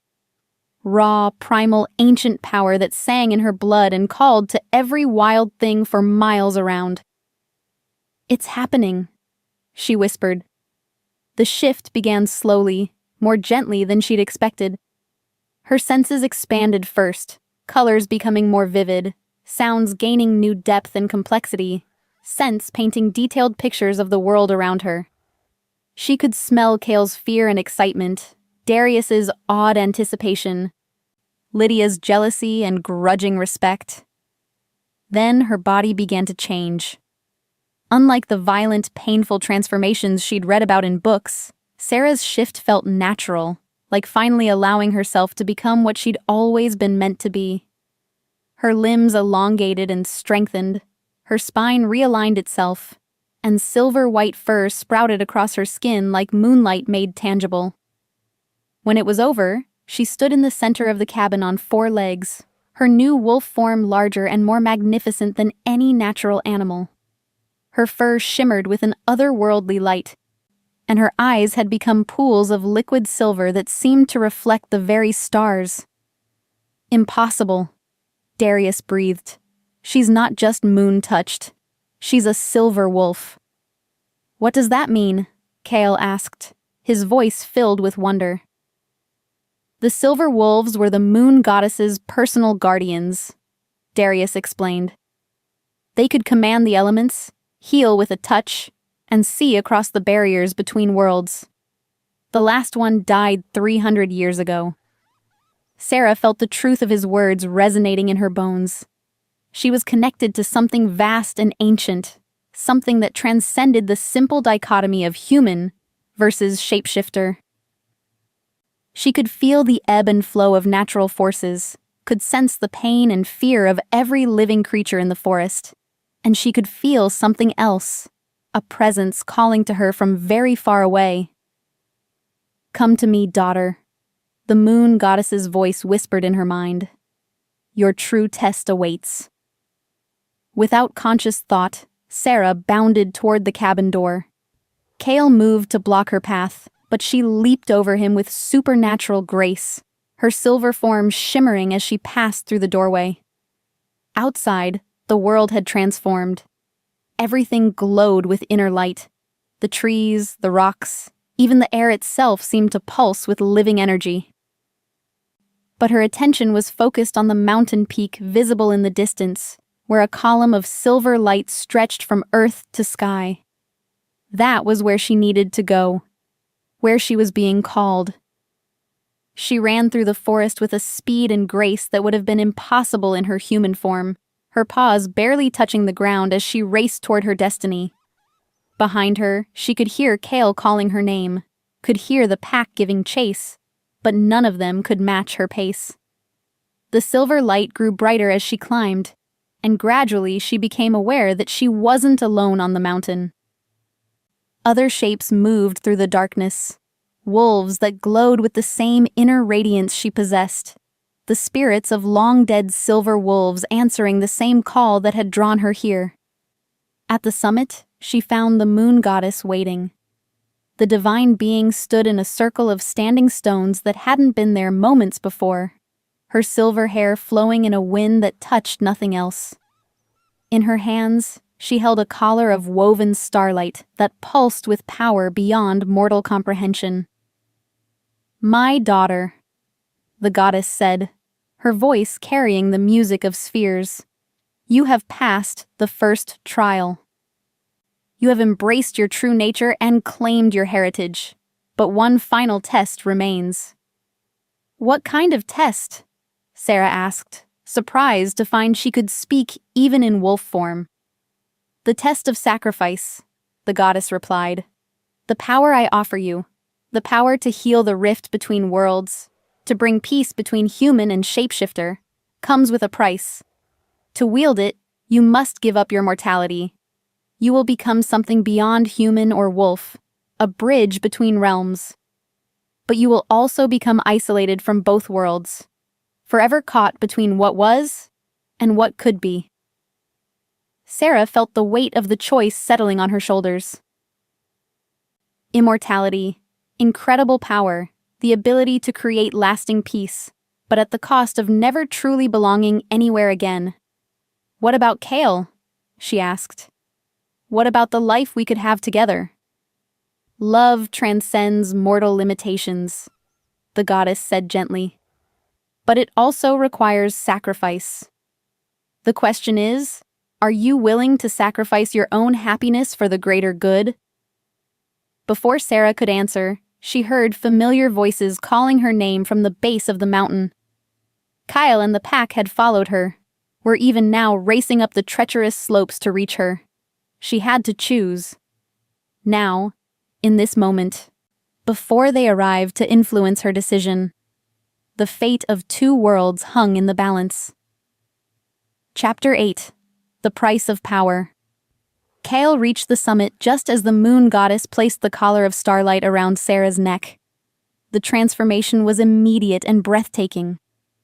Silver light erupted from Sarah's form, so bright that everyone present had to shield their eyes. When the radiance faded, she stood in the center of the stone circle in her human form. But she was changed.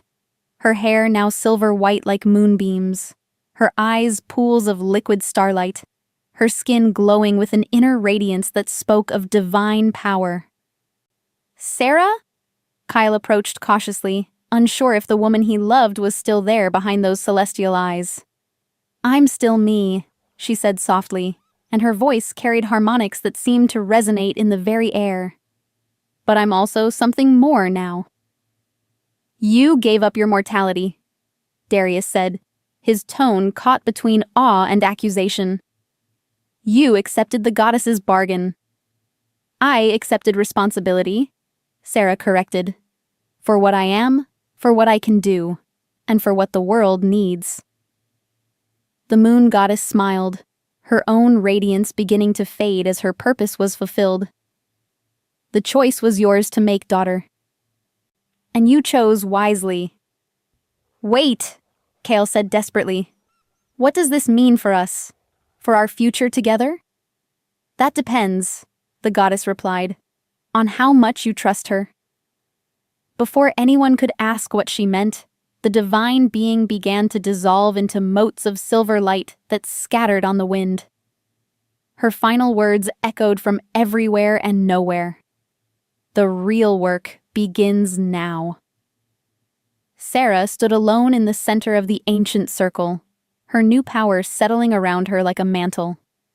She could feel everything, every heartbeat in the forest below, every breath of wind across the mountains, every star wheeling overhead in its eternal dance.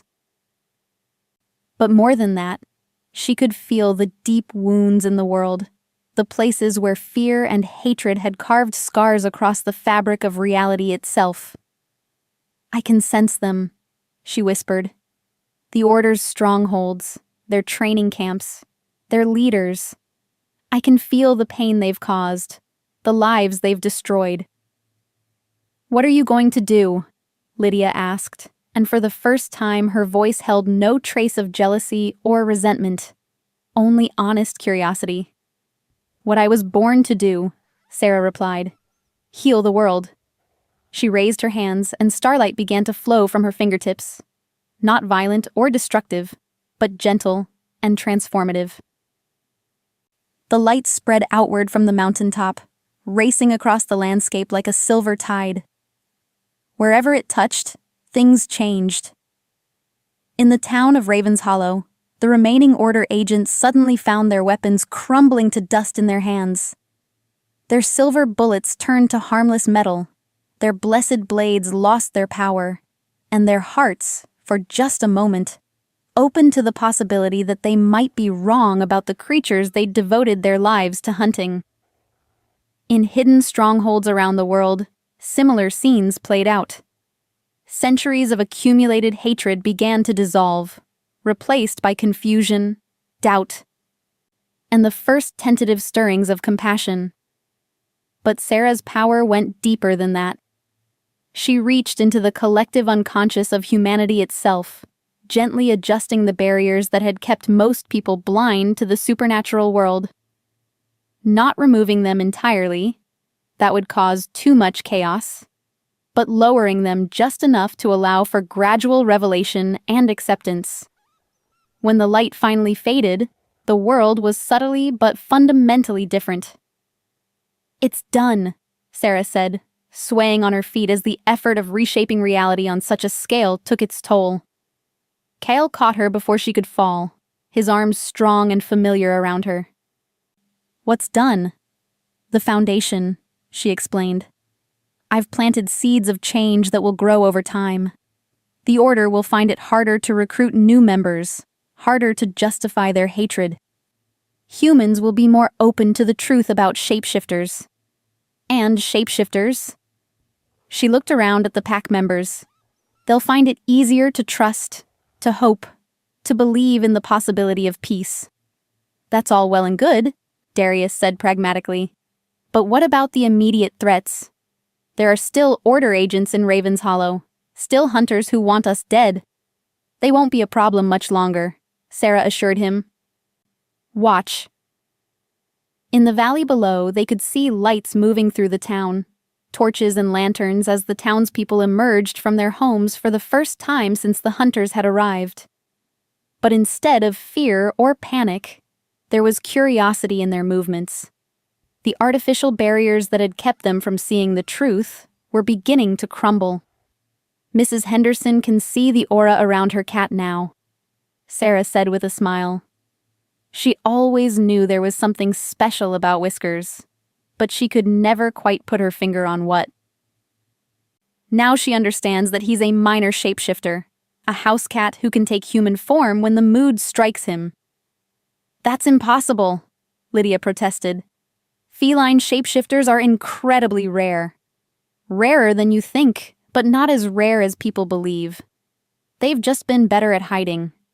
Sarah's enhanced senses allowed her to perceive things that had been invisible moments before. There are dozens of minor shapeshifters living ordinary lives in Ravens Hollow. Cat shifters, raven shifters, even a few bear shifters up in the mountains.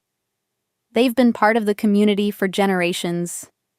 But the collective human blindness kept them hidden even from themselves. And now? Now they'll start to remember, to wake up, to find each other. Sarah turned to Darius. Your pack isn't alone anymore. You have allies you never knew existed. The implications were staggering. If Raven's Hollow was representative of other communities around the world, then shapeshifters weren't the endangered minority they'd believed themselves to be. They were everywhere, integrated into human society so completely that even they had forgotten what they truly were. This changes everything, Darius breathed. It changes everything, Sarah agreed. But slowly, carefully, with as little trauma as possible. The last thing we want is a supernatural civil war. Over the next hour, they watched as the transformation of Raven's Hollow continued. The remaining Order agents found themselves overwhelmed not by violence, but by simple human compassion. Townspeople who had never questioned their presence before suddenly began asking uncomfortable questions about their weapons, their methods, their reasons for being there. One by one, the hunters laid down their arms and walked away, their certainty shattered by the inexplicable feeling that they had been fighting the wrong enemy all along. My mother, Sarah said suddenly, her enhanced awareness picking up a familiar heartbeat from the cottage at the edge of town. I need to see her. Is she all right? Cale asked with concern. She's changing. Sarah's expression was troubled.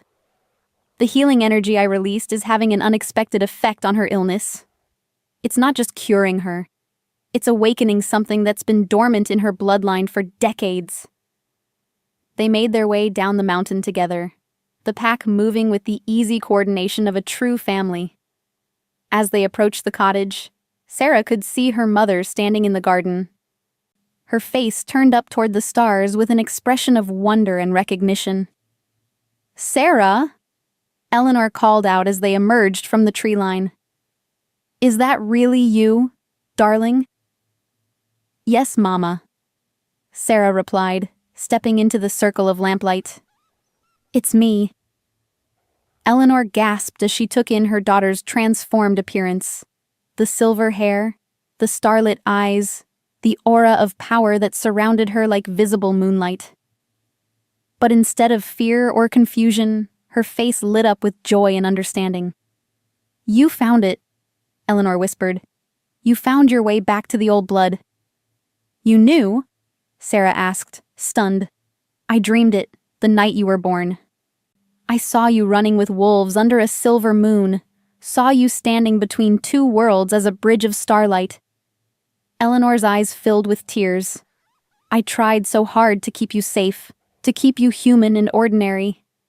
I was so afraid of what would happen if you discovered the truth. The truth about what? About our family.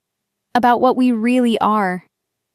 Eleanor held up her hands, and Sarah gasped as she saw silver light beginning to emanate from her mother's palms. I'm not entirely human either, darling. Haven't been for a very long time. The revelations kept coming, each one reshaping Sarah's understanding of her own history. Her mother was a dormant moon-touched.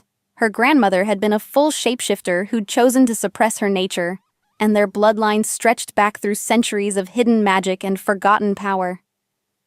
That's why the transformation worked so easily for you, Darius said, putting the pieces together. You weren't gaining new abilities.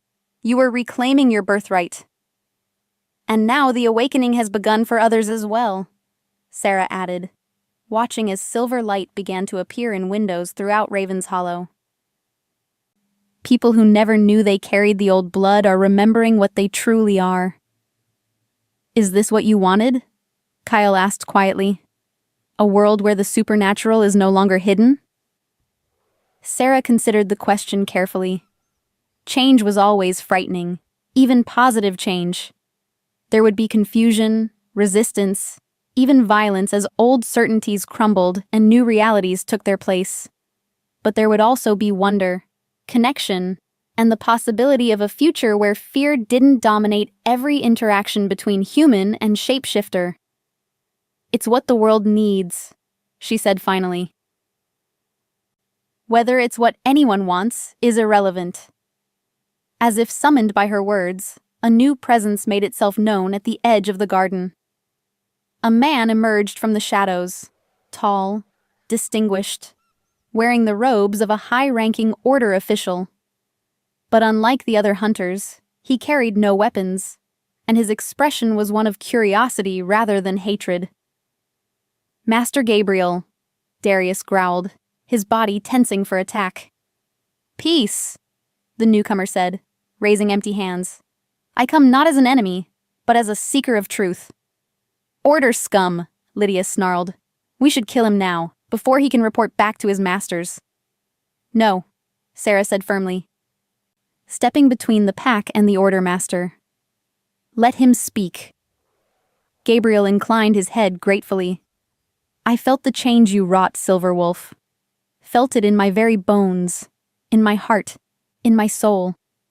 For the first time in 40 years of hunting your kind, I find myself questioning everything I thought I knew." "And what exactly do you think you know?" Sarah asked. "That I have been wrong, that my order has been wrong, that we have been fighting a war against our own cousins, our own children, our own selves." Gabriel's voice cracked with emotion. "I can see it now, the connections, the shared heritage, the truth we've been blind to for so long. What will you do with this knowledge?" Gabriel was quiet for a long moment, staring up at the star-filled sky. "I will return to my brothers and sisters in the order. I will tell them what I have learned, what I have seen. Some will listen, others will not. But perhaps it will be enough to begin healing the wounds we have inflicted." "And if they don't listen?" Kale asked. "If they decide you've been corrupted and try to silence you?" Gabriel smiled sadly. "Then I will die knowing truth instead of living a lie. It seems a fair trade." He bowed formally to Sarah, then turned and walked back into the darkness, leaving behind only the scent of change and possibility. "Will he keep his word?" Darius asked. "He will," Sarah replied with certainty. "The light I release doesn't just plant seeds of change, it also reveals truth to those willing to see it. Gabriel won't be able to go back to his old certainties any more than water can flow uphill." As dawn began to break over the mountains, painting the sky in shades of gold and rose, Sarah felt a deep sense of completion settling over her. The immediate crisis was over. The foundation for lasting change had been laid, and the ancient war between human and shapeshifter had taken its first tentative steps toward resolution. But she also knew this was just the beginning. Real change would take time, patience, and constant vigilance. There would be setbacks, resistance, and those who preferred the old ways of fear and hatred. "What happens now?" her mother asked, echoing the question in everyone's minds. Sarah looked around at the faces of the people she loved, her mate, her mother, her chosen pack family, and felt a surge of hope that had nothing to do with her divine powers and everything to do with the simple human capacity for growth and connection. "Now we build something new," she said. "Together." Chapter 9. The New Dawn. 3 months later, Raven's Hollow had become the first officially integrated supernatural community in the modern world. The transformation hadn't been without challenges. There had been fear, confusion, and more than a few heated town meetings as humans and shapeshifters learned to navigate their new reality. But gradually, understanding had replaced suspicion, and cooperation had emerged from chaos. Sarah stood on the porch of her cottage, now expanded to accommodate her mother's miraculous recovery and the frequent visits from pack members, watching the morning bustle of the transformed town. Mrs. Henderson walked by with her cat Whiskers, who was currently in his human form as a distinguished elderly gentleman in a 3-piece suit. The blacksmith, now revealed to be a bear shifter, was teaching his trade to young Timothy Ash, whose raven-shifting abilities made him surprisingly adept at metalwork. "Hard to believe how much has changed," Kale said, joining her on the porch with 2 cups of coffee. "Harder to believe how much has stayed the same," Sarah replied, accepting the warm mug gratefully. People are still people, regardless of what they can transform into. Her appearance had stabilized over the past months, settling into something that was clearly supernatural, but not overwhelmingly alien. Her hair remained silver white, but her eyes had returned to their natural blue, with only occasional flashes of starlight.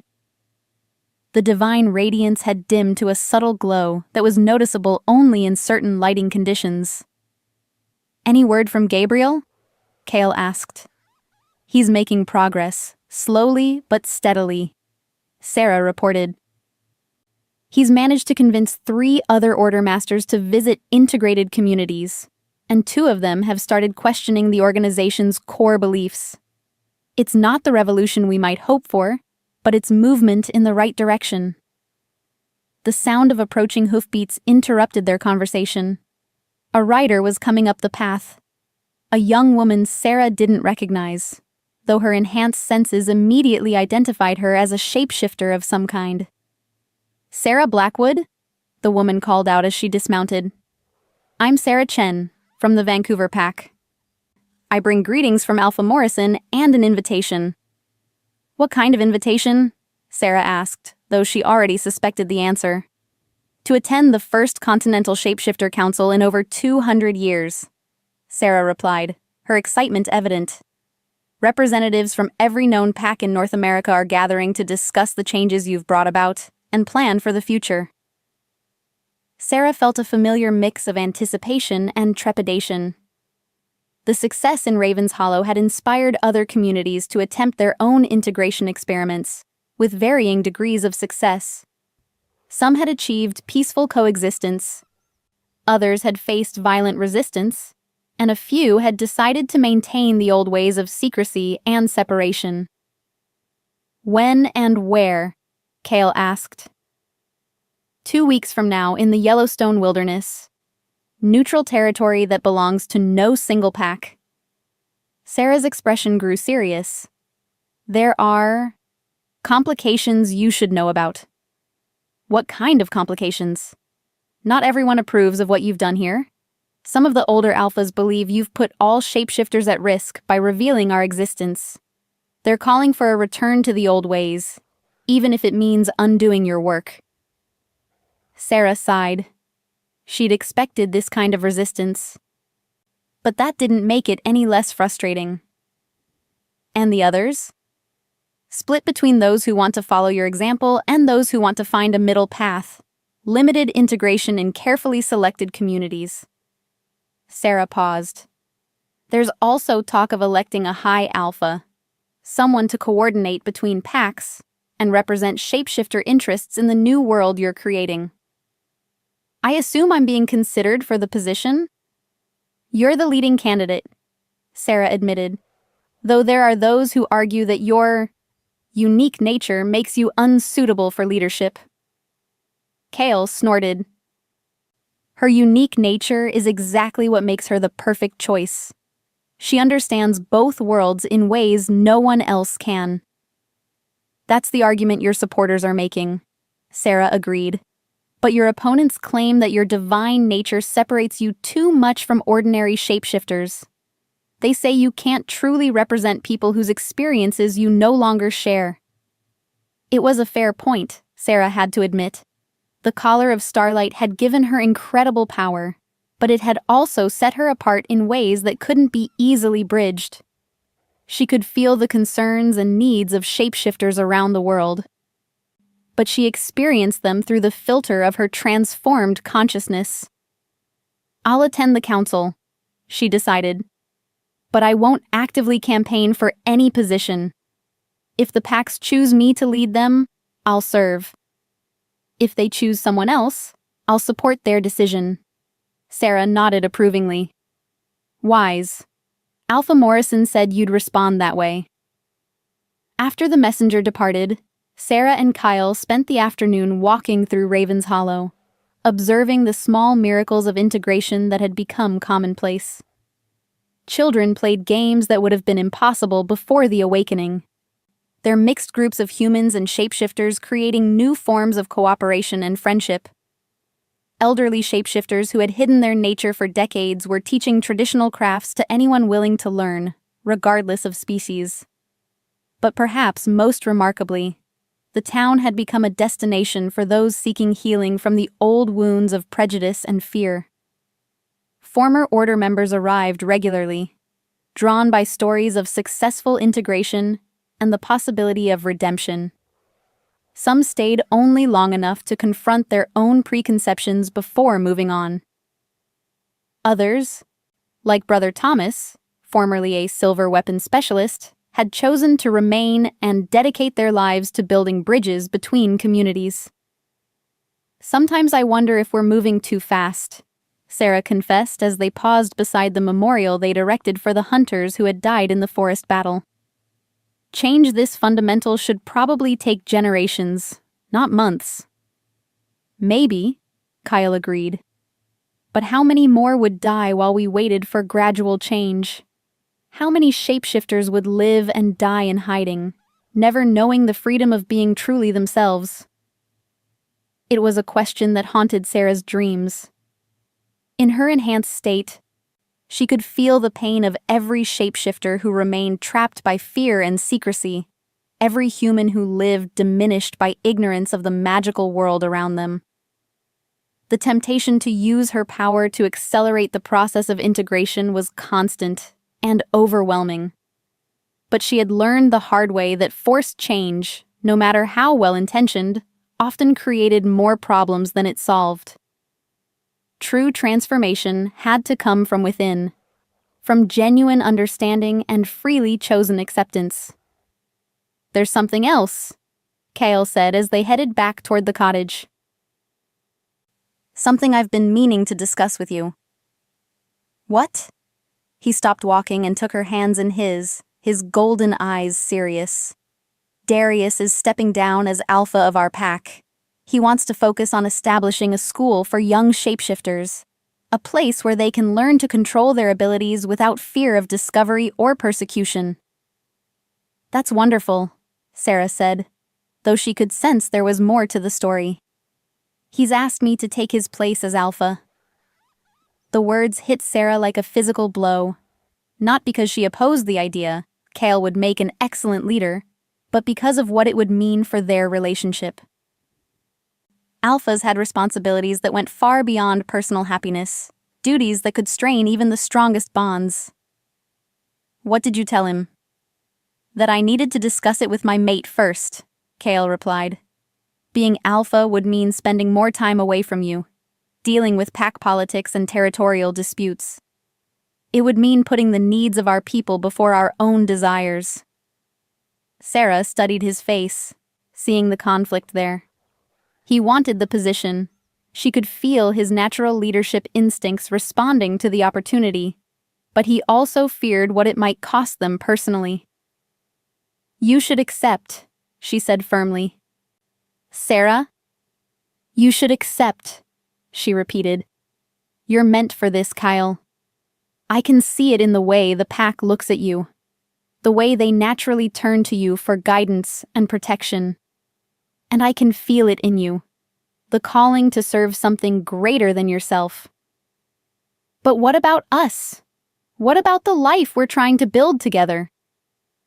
Sarah smiled, feeling some of her earlier uncertainty fade away.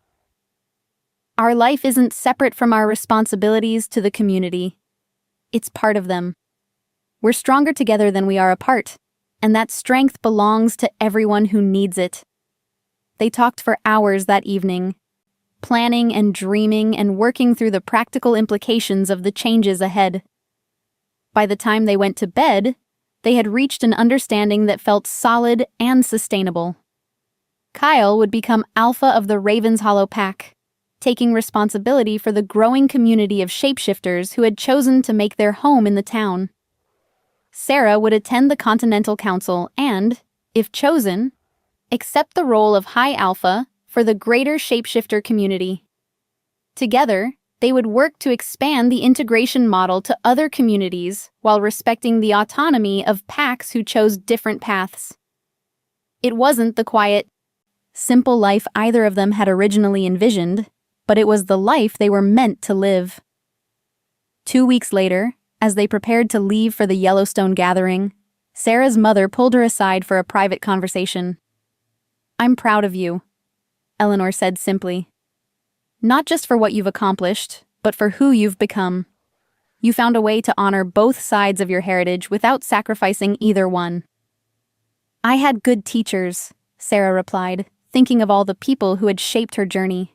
Her grandmother's quiet wisdom, her mother's protective love, Cale's unwavering support, even Marcus's unwitting demonstration of how fear could corrupt good intentions. "There will be more challenges ahead," Eleanor warned. "Change this significant always faces resistance, and not all of it will be as straightforward as the Order's hostility. You'll encounter subtler forms of opposition, people who claim to support integration while working to undermine it, shapeshifters who use their new freedom to exploit or intimidate humans who see opportunity for profit in the supernatural community." "I know," Sarah said, "but I also know we're not facing those challenges alone anymore. We have allies in both worlds, bridges of understanding that grow stronger every day." As they rode toward their destiny in the wilderness, Sarah reflected on how much had changed since that stormy night when she'd first encountered a wounded stranger in her garden. She had been a different person then. Smaller, more fearful, limited by human assumptions about what was possible.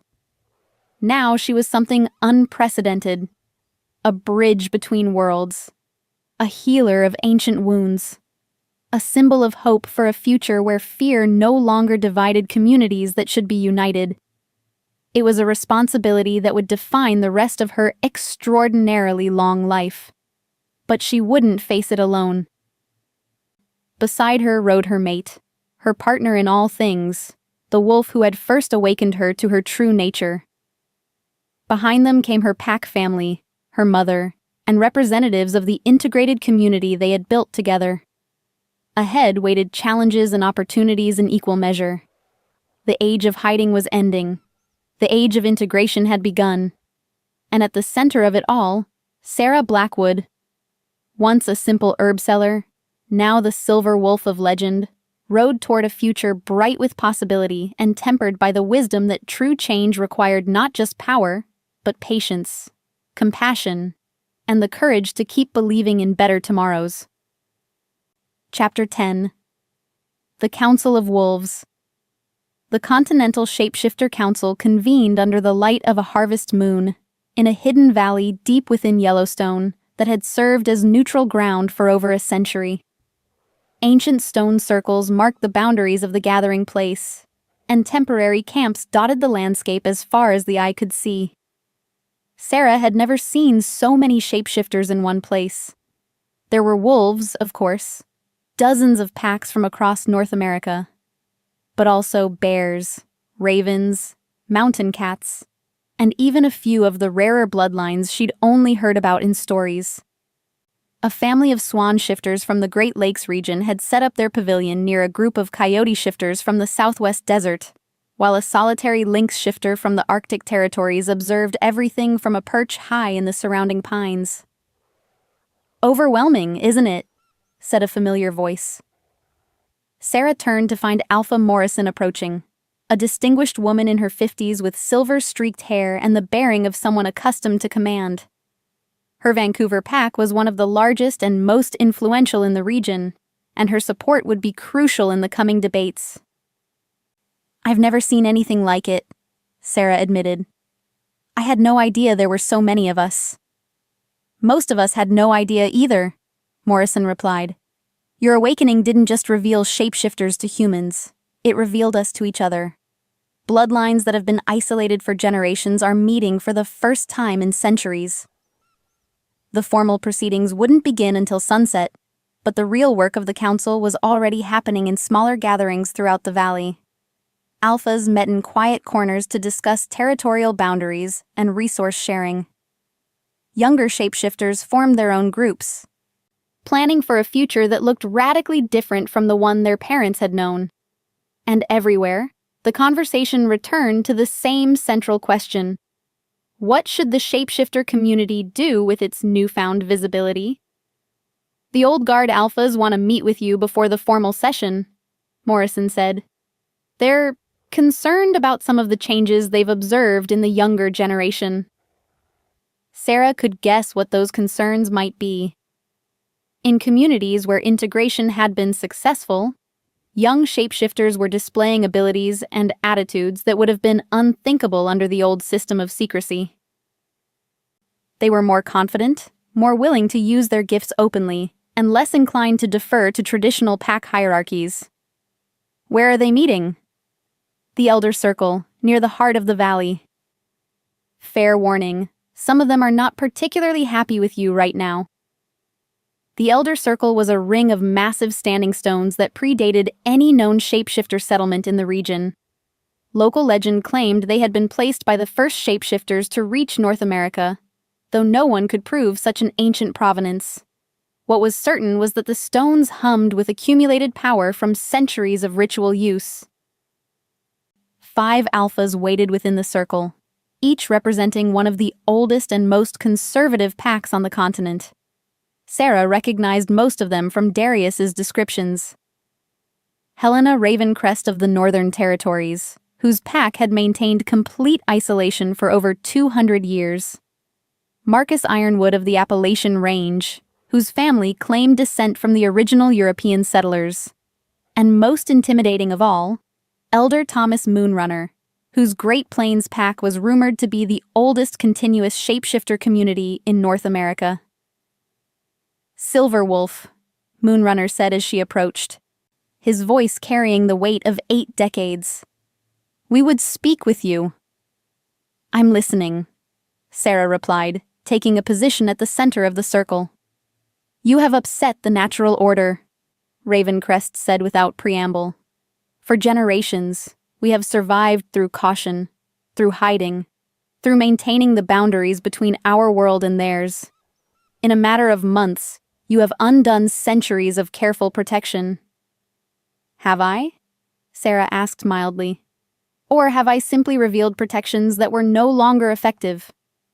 The Order was already hunting us. Humans were already beginning to suspect. How long did you think complete secrecy could be maintained in an age of satellite surveillance and social media? Long enough for our people to remain safe? Ironwood growled. Now we have young shapeshifters posting videos of their transformations online, packs openly advertising their services to human communities, and cubs who think they can shift in broad daylight without consequences. And what consequences have there been? Sarah challenged. Show me the communities where integration has led to violence or persecution. Show me the evidence that revelation has made us less safe than hiding. The alphas exchanged uncomfortable glances. The truth was that most integration attempts had been remarkably successful, with only a few instances of serious conflict, and those had generally occurred in communities where shapeshifters had tried to maintain dominance over human populations, rather than seeking genuine partnership. The absence of immediate catastrophe doesn't prove the wisdom of your path, Moonrunner said finally. Change this rapid, and this fundamental will have consequences we cannot yet see. What happens when governments decide we're a threat to national security? What happens when religious extremists declare us demons? What happens when humans decide they want our abilities for themselves? These were legitimate concerns, Sarah had to admit. Her enhanced senses allowed her to perceive the broader patterns of change across the continent, and she could feel tension building in certain areas where integration had proceeded too quickly, or without sufficient preparation. You're right that there are risks, she acknowledged. But there are also opportunities we've never had before.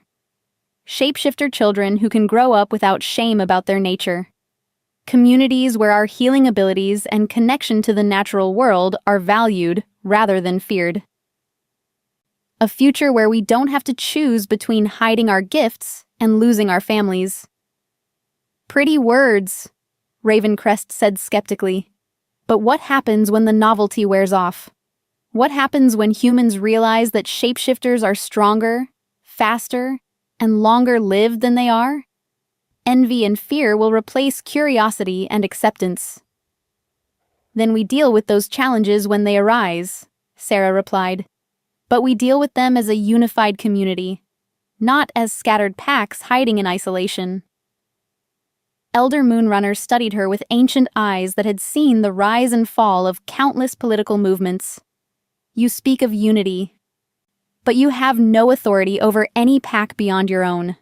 What gives you the right to make decisions that affect all of our people? Nothing, Sarah said simply.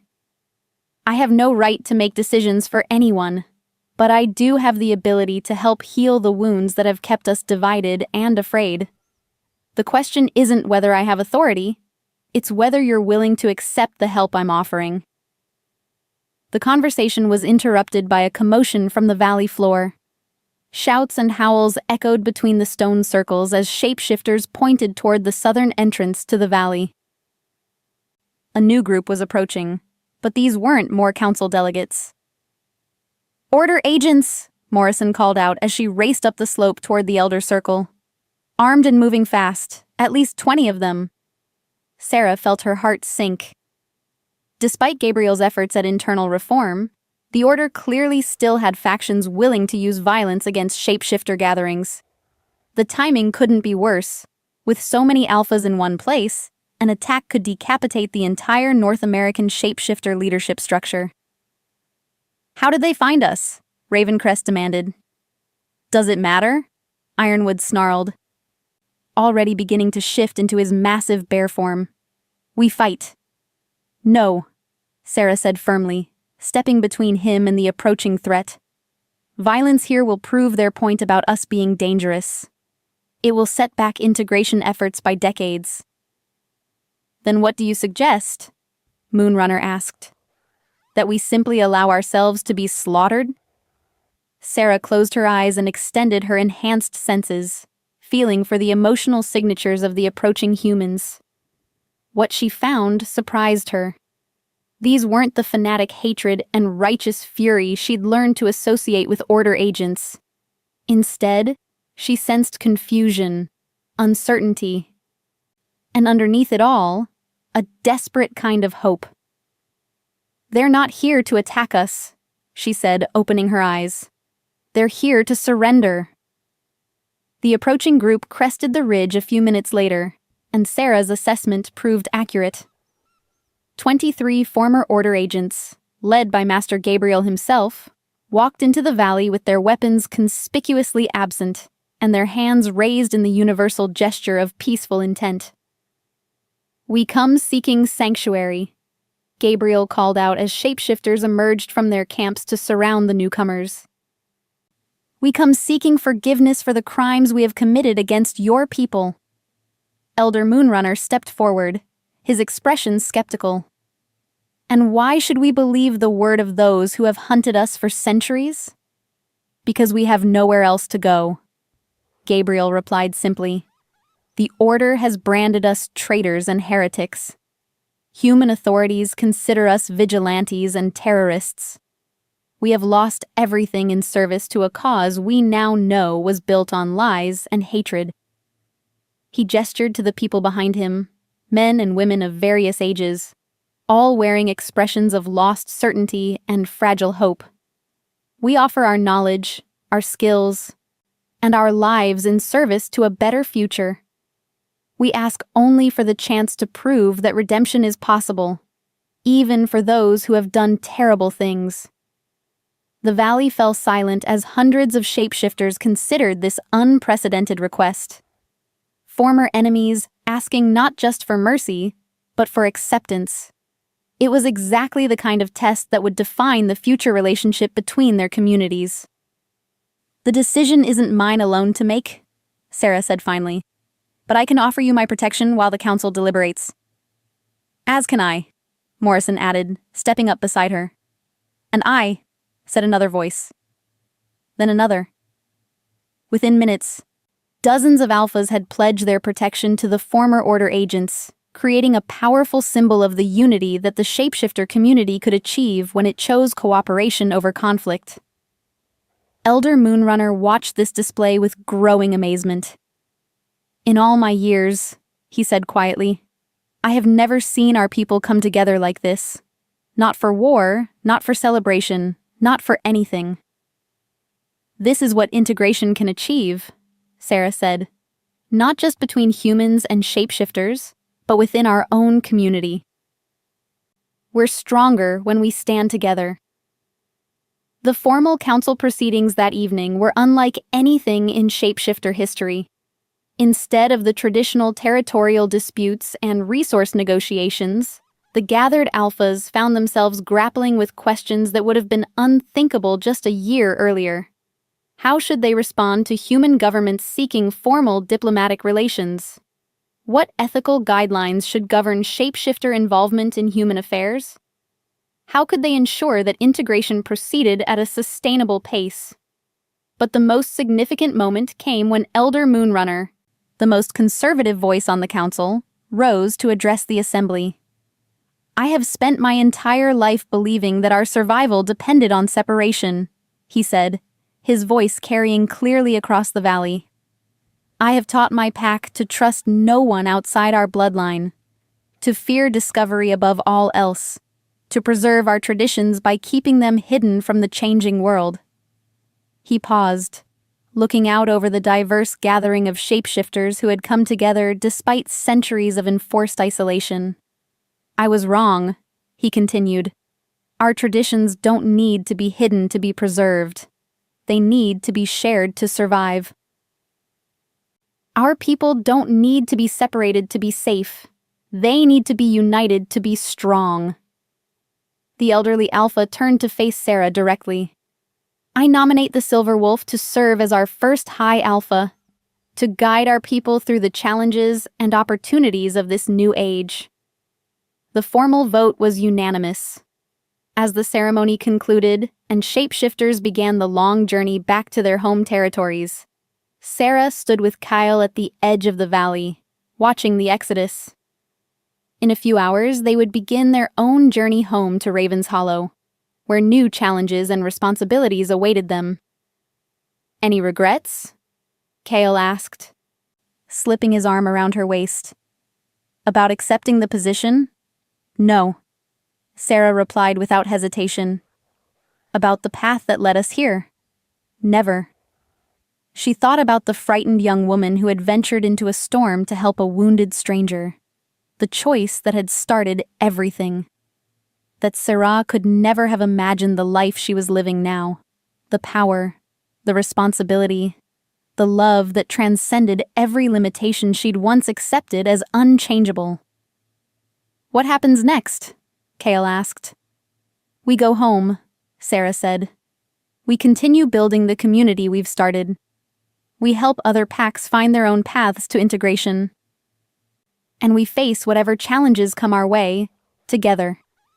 As they walked toward their horses, Sarah felt the weight of her new responsibilities settling on her shoulders. Leading the shapeshifter community through this period of unprecedented change would require all of her strength, wisdom, and courage.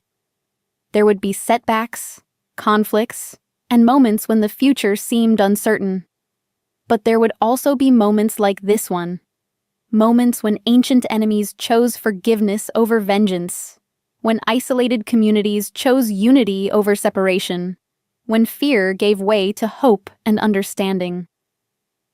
The world was changing, and she had played a part in guiding that change, not through force or manipulation, but through the simple, radical act of refusing to accept that things had to remain as they'd always been. As they rode through the moonlit wilderness toward home, Sarah allowed herself to dream of the future they were building together. A future where shapeshifter children could grow up without shame, where humans and shapeshifters worked together to heal the wounds in the natural world, where love transcended the artificial boundaries that had divided communities for far too long. It wouldn't be easy. Nothing worthwhile ever was. But for the first time in centuries, it was possible. And that, more than any amount of power or authority, was the greatest gift she could offer to the world. Epilogue. 5 years later. The morning sun streamed through the windows of the expanded Ravens Hollow Community Center as Sarah reviewed the reports from integrated communities across North America. 5 years after the Continental Council, the integration movement had spread to over 300 towns and cities, with varying degrees of success, but an overall trajectory toward acceptance and cooperation. The Vancouver Pack reports successful mediation of their fishing rights dispute with the local government, she read aloud to Kale, who was preparing breakfast in their kitchen. The Detroit urban shapeshifters have established a formal partnership with the city's emergency response teams. And the New Mexico desert communities have been designated as a UNESCO World Heritage Site for their unique blend of human and shapeshifter cultural traditions. All good news, Kale observed, setting a plate of eggs and bacon in front of her. Any problems? A few, Sarah admitted. There's still resistance in some of the more conservative human communities, and we're dealing with a black market in shapeshifter blood and fur among humans who think it will give them supernatural abilities. It was an ongoing challenge. The dark side of Revelation was that some humans saw shapeshifters as resources to be exploited rather than people to be respected. But overall, the benefits of integration far outweighed the costs. Any word from the European Council? Kyle asked. They're requesting a formal visit next month. Apparently, our integration model is inspiring similar movements on other continents. Sarah smiled at the thought. 5 years ago, we were fighting for the right to exist openly. Now we're advising other communities on how to build sustainable cooperation between species. A knock at the door interrupted their breakfast. Sarah opened it to find a young woman she didn't recognize, barely out of her teens, with the characteristic golden eyes that marked her as a shapeshifter. "Hi, Alpha Sarah?" the girl asked nervously. "I'm sorry to bother you at home, but I didn't know where else to go." "It's no bother," Sarah assured her. "What's your name?" Lucy Thornfield. "I'm from a pack in Montana that's, well, they're not exactly progressive about the integration movement." Sarah invited her in and listened as Lucy explained her situation. Her pack's alpha, her own grandfather, had forbidden any contact with human communities and threatened to exile anyone who revealed their shapeshifter nature. But Lucy had fallen in love with a human boy from the nearby town, and she was tired of living a lie. "I want to tell him the truth," Lucy said, tears in her eyes. "But if I do, I'll lose my family. If I don't, I'll lose him. I don't know what to do." It was a story Sarah heard regularly. Young shapeshifters caught between traditional pack loyalty and the possibilities offered by integration. Each case required careful consideration, balancing individual freedom with community stability. "What would you like me to do?" Sarah asked. "Talk to my grandfather? Help him understand that integration doesn't have to mean losing our identity or our traditions?" Sarah exchanged a look with Kale. Montana was a long way from Ravens Hollow, and her schedule was already packed with official duties. But this was exactly the kind of work that had drawn her to accept the position of High Alpha, helping individual shapeshifters navigate the challenges of a changing world. "I'll make some calls," she promised. "Let me see what I can arrange." After Lucy left, Sarah found herself reflecting on how much her life had changed since that stormy night when she'd first encountered a wounded stranger.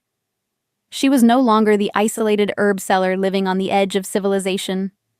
She had become a bridge between worlds, a healer of ancient wounds, and a symbol of hope for a future where fear no longer divided communities that should be united. But at its core, her life was still built around the same simple principles that had guided her from the beginning: compassion for those in need, courage to challenge unjust systems, and faith in the possibility of positive change. "Ready for another adventure?" Kale asked, coming up behind her and wrapping his arms around her waist. "Always," Sarah replied, leaning back against his solid warmth. "As long as we're facing it together."